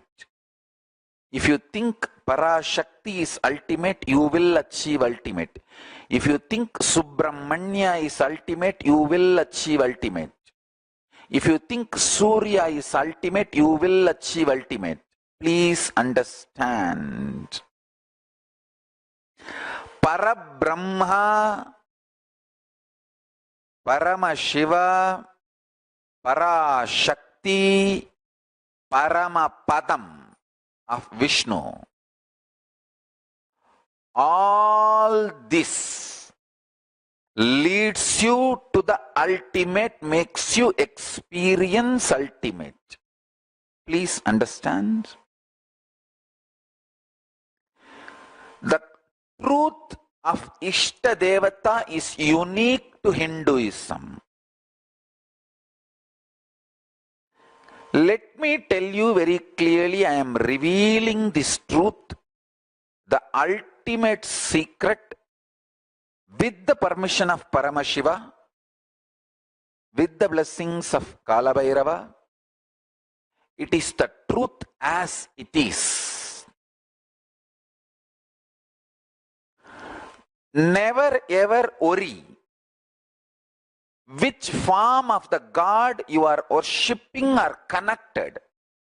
Decide that form is the Parama for you, ultimate. That's all. If you want, you can add the Parama, ultimate, to that your Ishta Devatas cognition about you. If Ganapati is your Ishta Devata, decide Mahaganapati, Paramaganapati, Paramburule, Paramburule, Mahaganapati, Mahaganapati, Paramburule, or the ultimate reality, O Mahaganapati. That's all. That's all. If you are feeling very deeply connected to Kalabhairava, say Paramburule Mahakalabhairava, Kalabhairava Paramburule, Kalabhairava Paramashivame. That's it. If you are connected to Vishnu, Paramapada Paramburule Mahavishnu, that's it. Understand this Ishta Devata is the unique truth of Hinduism. I should say the Ishta Devata principle, truth, is the real ultimate grand narrative of Hinduism. Hinduism does not stand on one definition of God. Anybody who puts one definition of God on you is putting Kashta Devata on you. Because man cannot go through just one idea and reach the ultimate. No. Ishta Devata is the only antidote for all Kashta Devata. Listen carefully. The grand narrative of Hinduism is the truth of Ishta Devata, where the ultimate is available to you in the form you love, the form you like, and the form with which you want to relate. There is no small God, big God in Hinduism. If you decide Padanatambadi Karupanna Swami is your Ishta Devata, he is the Parabrahma, Paramburul, Paramashiva for you. If you decide Pandi Munishwara is your Ishta Devata, he is the Parabrahma, Paramburul, Paramashiva for you. If you decide Angala Parameshwari is the Ishta Devata for you, she is the Parashakti, ultimate Parama Paramapata Swarupini, Parabrahma Swarupini. Changing the Ishta Devata on the course of journey is perfectly all right.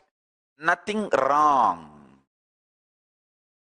Hinduism does not say you cannot change the Ishta Devata. You only has to do one thing. Till yesterday, if you were worshipping Rama as your Ishta Devata, today you suddenly decided you are going to worship Kali as your Ishta Devata. Decide, O Parabrahman, O the ultimate, till yesterday I was worshipping you in the form of Rama. From today I want you to appear and connect with me in the form of Kali. So I merge the superconscious form of Rama into the superconscious form of Kali, and from now I bow down to Kali. That's it. All the tapas, sadhana, spiritual practice you did is going to continue. It is not that all that has gone or waste or you have to start again from the zero. No.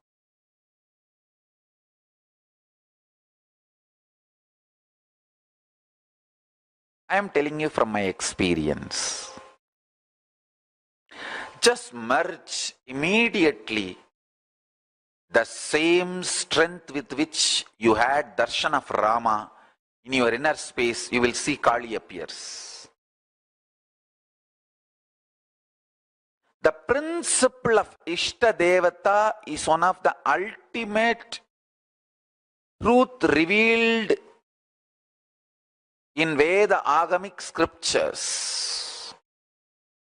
That is the ultimate grand narrative of Hinduism. This will integrate Hindus, and this is going to be the future grand narrative of Hinduism. The principle of Ishta Devata. I should say the truth about Ishta Devata. Ishta Devata Satyam. Satya and Tattva and Jnana Vijnana about the Ishta Devata will be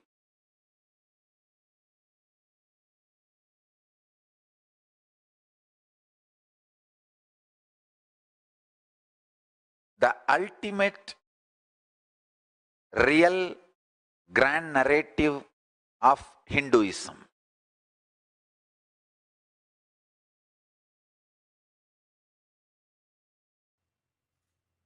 Ferociously, not softly, not politely, not mildly, but ferociously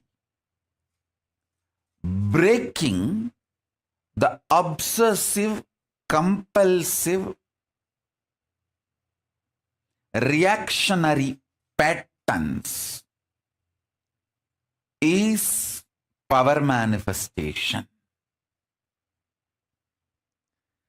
Paramashiva's powers manifest to beings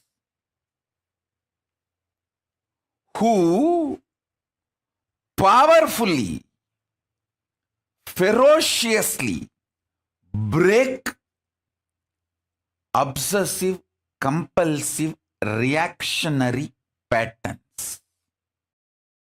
Even once you behave with your obsessive, compulsive, reactionary pattern ferociously and break one pattern and manifest powers, the kind of the courage you will feel, you will straight walk towards enlightenment. Because after that, every obstruction, every barricade, every stopping will look very funny. It will look very funny. All your patterns, obsessive, compulsive, reactionary patterns, are not worthy. Life, Paramashiva's powers are only worthy to manifest, celebrate, enjoy. Listen carefully. Listen intensely. Unable to build collective integrity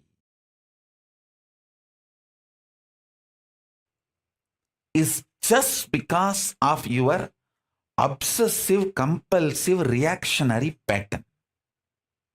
Understand? Whatever stops you building collective integrity is your obsessive, compulsive, reactionary pattern. Sit and pen down what stops you building collective integrity around you. Behave ferociously with those patterns. You usually behave ferociously with the people, not with the patterns. Behave ferociously with the patterns. Behave cutely with the people. You do opposite. You behave ferociously with people and behave very cutely with your patterns. Every time you behave ferociously with your patterns and break, you manifest at least one power of Paramashiva. Listen. To behave ferociously with your pattern, you don't need anything other than feeling connection or trust on me, because the trust you have on me will naturally manifest as the courage to execute my words. That is the way I manifested Paramashiva. See, my extreme love for my gurus,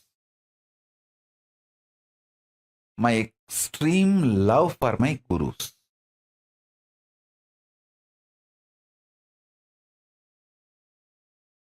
Srishti Sthiti Samhara Tirobhava Anugraha, generation, operation, destruction, delusion, liberation, all are manifested by me. In microscopic level, I am oneness. In macroscopic level, I am infinity. In the microcosmic level, I am oneness. In the macrocosmic level, I am infinity. Infinity and oneness is made up from the same material called me, Paramashiva. The me in this body, the me in your body is one and the same. The me in this body and me in your body, both are deeply in love with each other, intimate with each other, absolutely in oneness. We do not know separation and we have no separation. We are here to celebrate each other's existence. There is nothing in the life which can cause worry, inauspiciousness, fear, violence, feeling violated, anger. Nothing at all. I commit with you. I take the responsibility to break the ice and propose to you.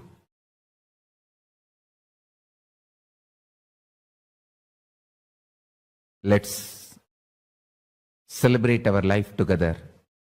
Let me manifest in you. Let you manifest in me.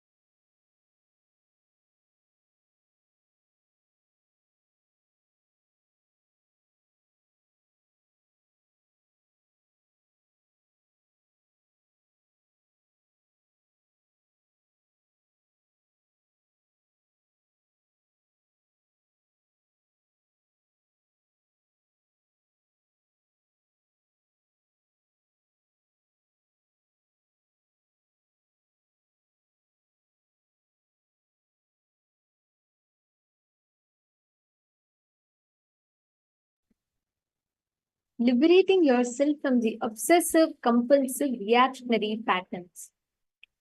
The patterns which gets triggered in you every time whenever there is a any external situation triggers a reaction in you, and beyond your control you go on reacting to that situation.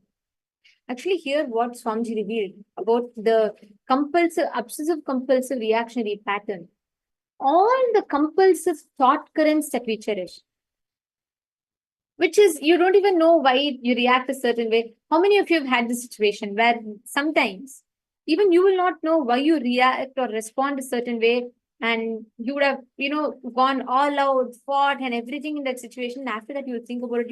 You yourself will feel, maybe I think I just reacted too much. I mean, they deserved it, but I think I reacted too much. I could have been a little bit softer. How many of you have experienced like this? Please put yes in the chat. How many of you have experienced these situations? Understand the patterns that pushes you to compulsively react.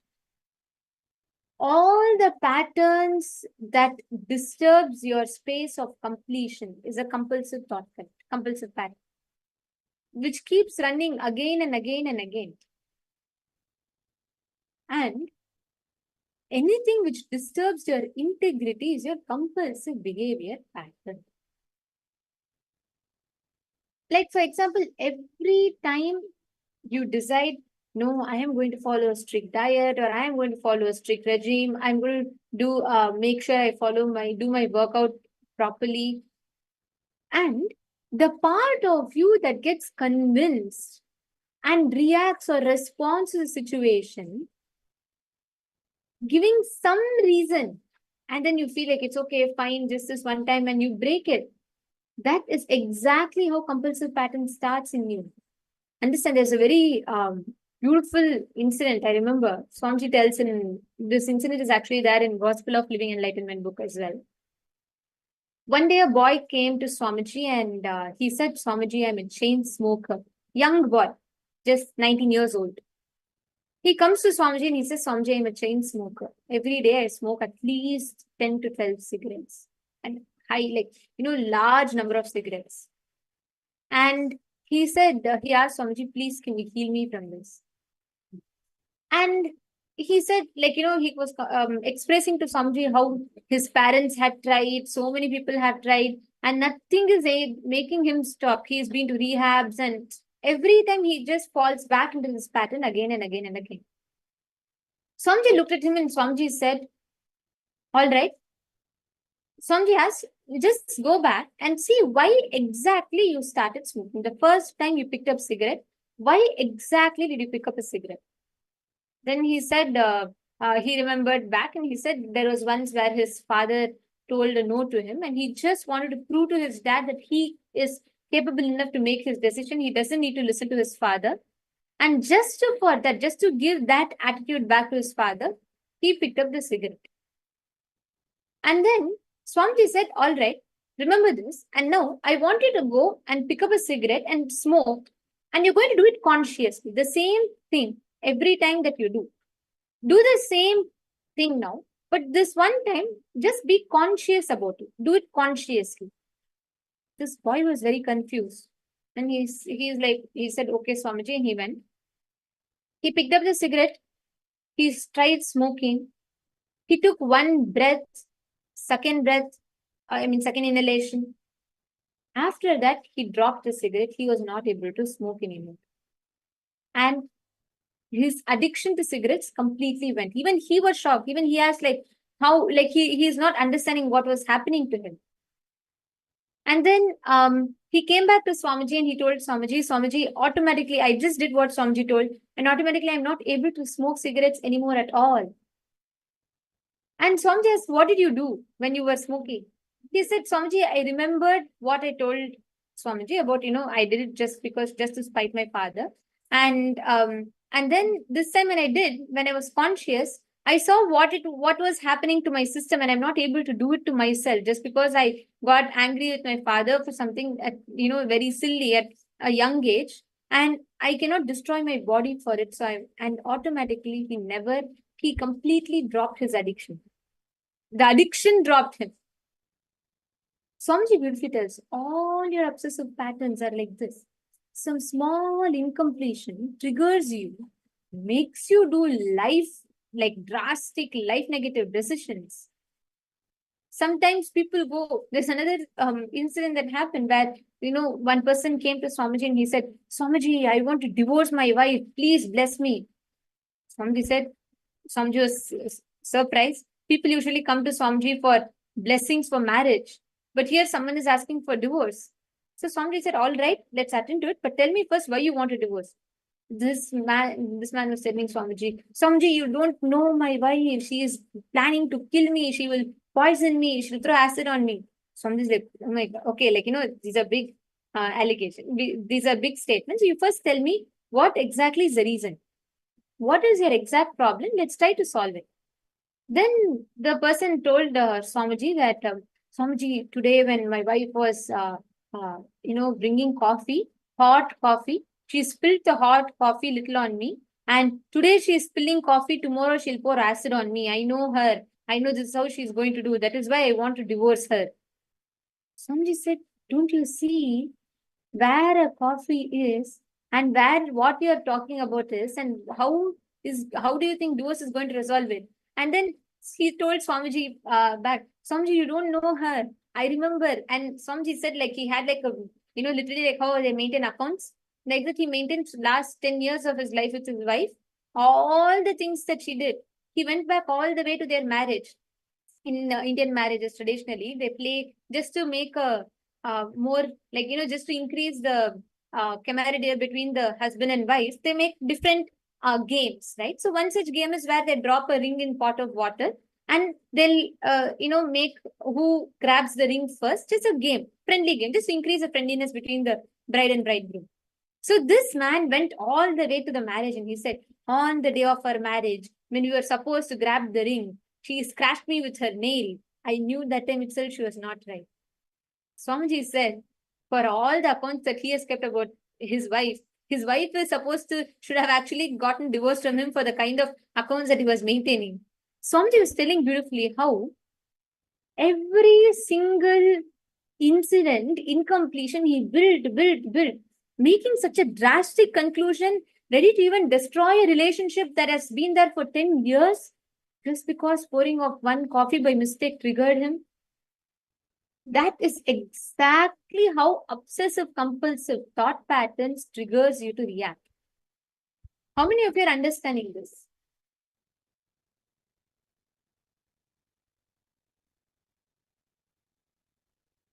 Actually look back into your life. In so many situations, you create this obsessive compulsive reactionary patterns in you. You react, you get triggered, you react. And you don't know why you are reacting, what you're reacting, but you go all out and you start reacting to life. And you realize only when it is too late and already too much destruction has happened.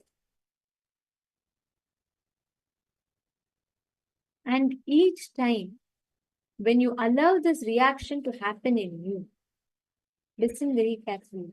Each time that you allow this reaction to happen in you, you are making it into an addiction, like a pattern. Like, for example, first day, you wake up from your sleep and your mom gives you a cup of coffee. You start your day with a cup of coffee. You really like it. You seem to enjoy it. Next day, again, your mom gives you a coffee. You wake up with a coffee. The third day, there is no coffee, but you ask for coffee and get it. Fourth day, fifth day, by sixth day, it becomes a pattern and you start consciously cherishing it. By the 21st day, the pattern takes over you. Not that you are in control of it, the pattern controls you. It becomes a compulsive pattern where automatically when you wake up, you can't run your day without your cup of coffee.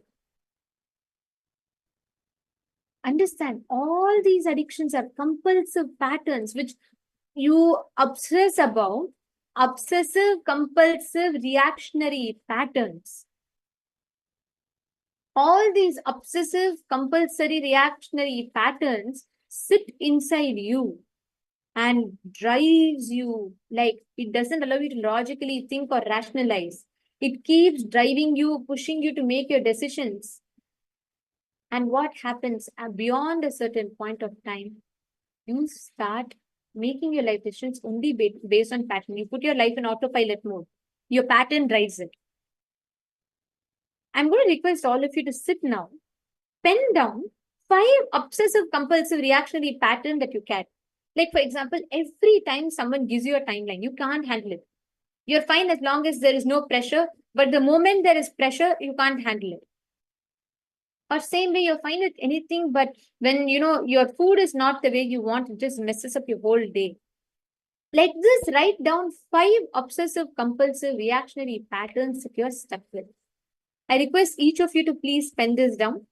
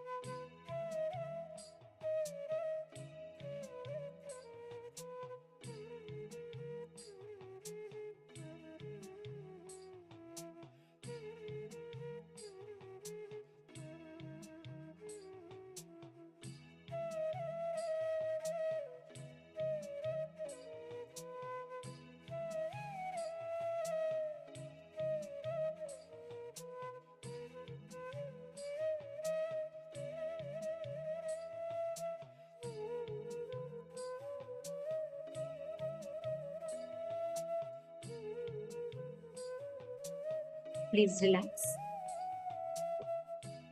Now, I request all the participants, see, there are two ways how you can break the obsessive compulsive patterns that you carry. One is ferociously by yourself working on it and trying to break that pattern, which is possible, but a longer route. And the second, the most easiest and the most simplest way is making Ishta-inspired decisions. Actually, this is a very, very interesting thing. All the patterns that you carry, right? Obsessive compulsive patterns means what? You're driven with your pattern and you make the decision. Instead, change it to Ishta-inspired decision, which means all your decision, basing it out on your Ishta Devata. Making all your decisions based on your Ishta Devata. Means simple. You can just say, hey, if Swamiji will do, how will Swamiji do it? When you connect deeply to your Ishta Devata, you just, all your obsessive compulsive patterns will break. And one of the most powerful way is Guruva. When you just follow Guruva, when you do what Swamiji has given you, your mind will not have a gap to even convince you of otherwise. Like morning, the moment I become aware of this world, the first thing is Paramashiva is manifesting. There is no OCD for me to jump out of the bed, no fear, no greed, no OCD to jump out of the bed. Therefore, let me just jump, come on, and take and declare this and jump out of your bed. That is the best way to start your day. All your decision, it's good, bad, effects, results, success, failure, everything, finally take it to your Ishtadevata. I remember in one of the inner awakening, right, in Varanasi, someone had asked Swamiji that, Swamiji, when I read correctly through third eye, I know how to respond to it. But when I don't know how to really have, what is the right conversation to have with me? Swamiji very beautifully answered. Swamiji asked him, when you read correctly, who gets the credit? Swamiji, because all of us, we all know it's Swamiji manifesting. If you don't do correctly, who should get the blame? Then he was like, Swamiji said, it's me. You don't worry, it's my responsibility because I have given you the guarantee that you will manifest. You just sit, you step out, means you don't occupy your inner space. Leave that to me and I will manifest it for you. It was such a big click for me, that one answer. If you don't do it right, wrong, good, bad, if all your decisions are on Swamiji, then naturally it's in the most safest, best hands, and he's not going to allow you to fail. Just if you start bringing it, you want to express your frustration, you want to express your fight, express it to him. You want to express your love, your gratitude, express it to him. In a few weeks, your life will start moving from obsessive compulsive disorder based patterns to Ishta inspired decisions, the Ishta Devata inspired decision, and you are liberated. Now, all the obsessive compulsive patterns that you wrote down, right? Write down how you're going to replace it with your Ishta-inspired decisions. I request every one of you to do this. Please take a few minutes, pen down. Like for example, let's say you are, every morning when you wake up, you have to have your cup of coffee. Like your day can't start without it. Actually go back to that OCD, obsessive compulsive pattern, and write the same thing. How can you make it as Ishta-inspired decision? Means morning as soon as you get up, just remember Paramashiva, Swamiji in you and say, hey, do I need that coffee to make me happy, excited and fresh? No, I am consciousness. I am Paramashiva. Swamiji is manifesting in me now. And jump out of your bed instead of coffee and drink the Jala Oshada. That is the way to break your pattern. It should be Ishta Devata inspired decision. Just look at Swamiji's Atmalinga and say, Swamiji, I am I'm feeling like drinking coffee. You should only take care of me. Because you told Jala Oshada, I'm just going to drink Jala Oshada. That's all. You take care of me. You start seeing all the things. Like one of the ways how I had an experience with this, right, is when I used to really have, like, for me, eating after sunset was literally like a necessity. I can't even tell, like, I have been conditioned to think that way. Because from young age, we're all taught, like, you have to eat, full night you will be hungry, otherwise your stomach will be growling. Somehow that had become like a strong, like, this thing in me. And after that, I remember in one satsang, first time when I heard Swamiji telling about not eating after sunset, it was something too much for me. I was like, what? And I still remember that I was trying to go before sunset and stuff as much as food as possible into me. And I was like, am I really going to be able to do it? It was actually, no, it sounds so silly to me. But that time, it was like a legit thing for me. And I was like, I can't believe how we can live without, eating after sunset. It was like impossible for me.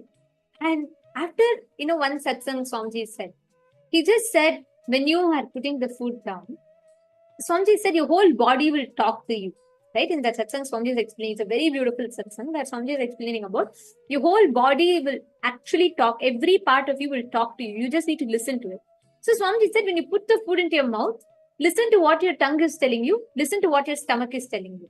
And see, are you doing it for your tongue or are you doing it for your stomach? And literally, I remember that day I went and I was like trying to have my food, and I remembered Swamiji's words and I just listened to it. And I saw actually my stomach was so suffocated every time I eat after sunset, because my stomach does not have the ability to digest it. And honestly, after that, every time I eat, even if something I eat after sunset, I feel like so my stomach is not able to handle it. And I just cannot eat after that. That whole pattern of wanting to depend on that food after sunset just left me on its own. Just one word from Swamiji. Swamiji just said this, and automatically, just because Swamiji said not to eat, so I didn't eat. And just one day, 2 days, I tried. The third day, I was not able to go back and put that food back into my stomach, because my stomach was becoming so sensitive to it. I started becoming sensitive to my stomach, actually. And so many good things happened after that. All the unnecessary weight gain never happened. So this is an amazing thing. When you just do Ishta inspiration first, the best thing is we have Swamiji. And any latest, like, see, whatever doctors are telling now, whatever is trending right now, right? Recently, there was a trend on TikTok saying castor oil trend, detox with castor oil. Swamiji has been telling that for almost, so many years now. Swamiji told castor oil is liquid gold. And so many things like no white diet, which is a celebrity diet right now. Swamiji has been telling that white sugar, white rice, everything, we don't have that in Kailasa. So each aspect, if you see, when you have Swamiji, he's the most best decision maker in your life. And his decisions are not just far-sighted and all of that.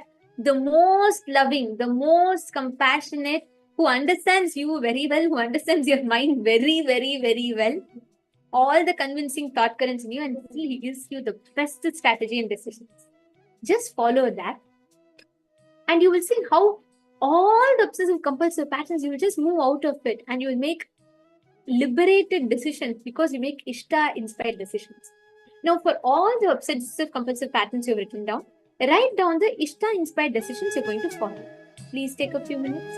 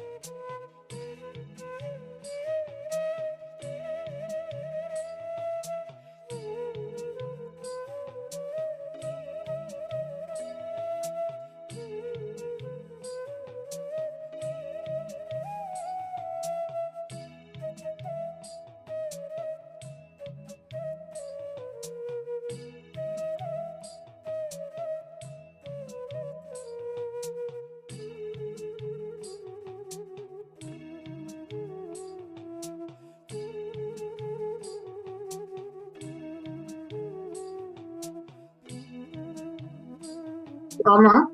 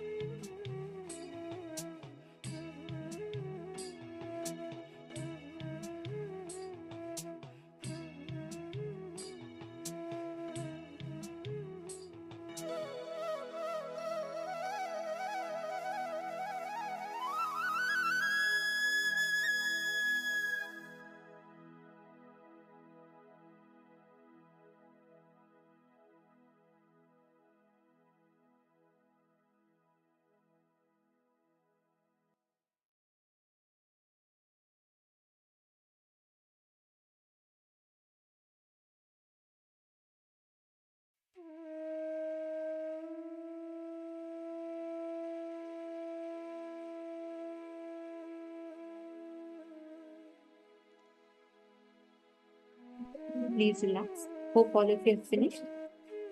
And from this moment onwards, going forward, in all the aspects, every decision you make as Ishta inspired decisions only. Make all your decisions aligned to this. You will simply start seeing how you manifest amazing results. In all aspects of your life, you will start seeing how you start manifesting amazing results. Now, today we are all going to be manifesting a very interesting power, the power of Aushadha Darshan, where you manifest the ability to scan and identify the root of the exact issues and the medicine that is needed for them. Like, for example, many times when someone is having a BP or when someone is having like migraine, there are certain medicines that the doctors prescribe, correct? What you're going to do in this power is a very interesting one. You're going to be actually scanning and identifying what is the exact medicine that is needed for them to heat, like what is the exact prescribed medicine for them. This is what we're going to be scanning and identifying, which is basically to be able to go to the root of the problem and to be able to identify the solution for it. Shall you all enter into the power? I request all the participants to please settle down.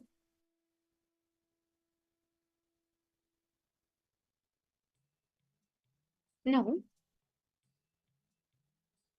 what you're going to do is you're going to be connecting to a partner. First thing what you're going to be doing is you're going to first identify the medical history of a person. Like basically, you're going to identify what are all the types of issues that they have had, and like if maybe someone might have had some surgery or someone might have had like diabetes which they have healed from. You're going to be able to connect to a person and identify the issues that they've had. Actually, this power is detailedly described in the Shiva Samhita in the Panchama Patala, with the Shastra Pramana. Tasmin dhyanam sada yogi करोति मणिपूरके तस्य पाताल सिद्धिस्नान निरंतर सुखावः ईप्सि सत्वद्भवल्लोके दुःखरोग विनाशनम् कालस्य वञ्चना वापि परदेह प्रवेशनम् जाक्सूनदाधिकारेण सिद्धानां दर्शनं भवेत् औषधदर्शनं चापि निधीनं दर्शनं भवेत्. When the yogi contemplates on Manipuraka Chakra, he gets a power called Patala Siddhi, the giver of constant happiness. He becomes lord of the desires, destroys sorrows, diseases, defeats death, and can enter the body of another. He can make bold, see clairvoyantly, identify diseases for medicines, and see hidden treasures. Actually, this power, right, you will be able to see clearly what exactly a person is having as an issue. You will be able to identify the cause and the cure both. There's a very beautiful story from the life of Agastya Maharishi. He's a great, one of the 18 Siddhas and a great Maharishi and part of the Sapta Maharishis. And one day a man complains of severe headache and he goes to Agastya Maharishi. Agastya uses the power of body scanning and he identifies that his brain is infected with a small animal, like a frog, small, extremely small type of a frog, which entered in through his ears. And immediately, Agastya Maharishi instructs his disciple who performs an open head surgery and removes the frog from that person's brain. This is very detailedly recorded in our scriptures, and that person is cured of that infection completely.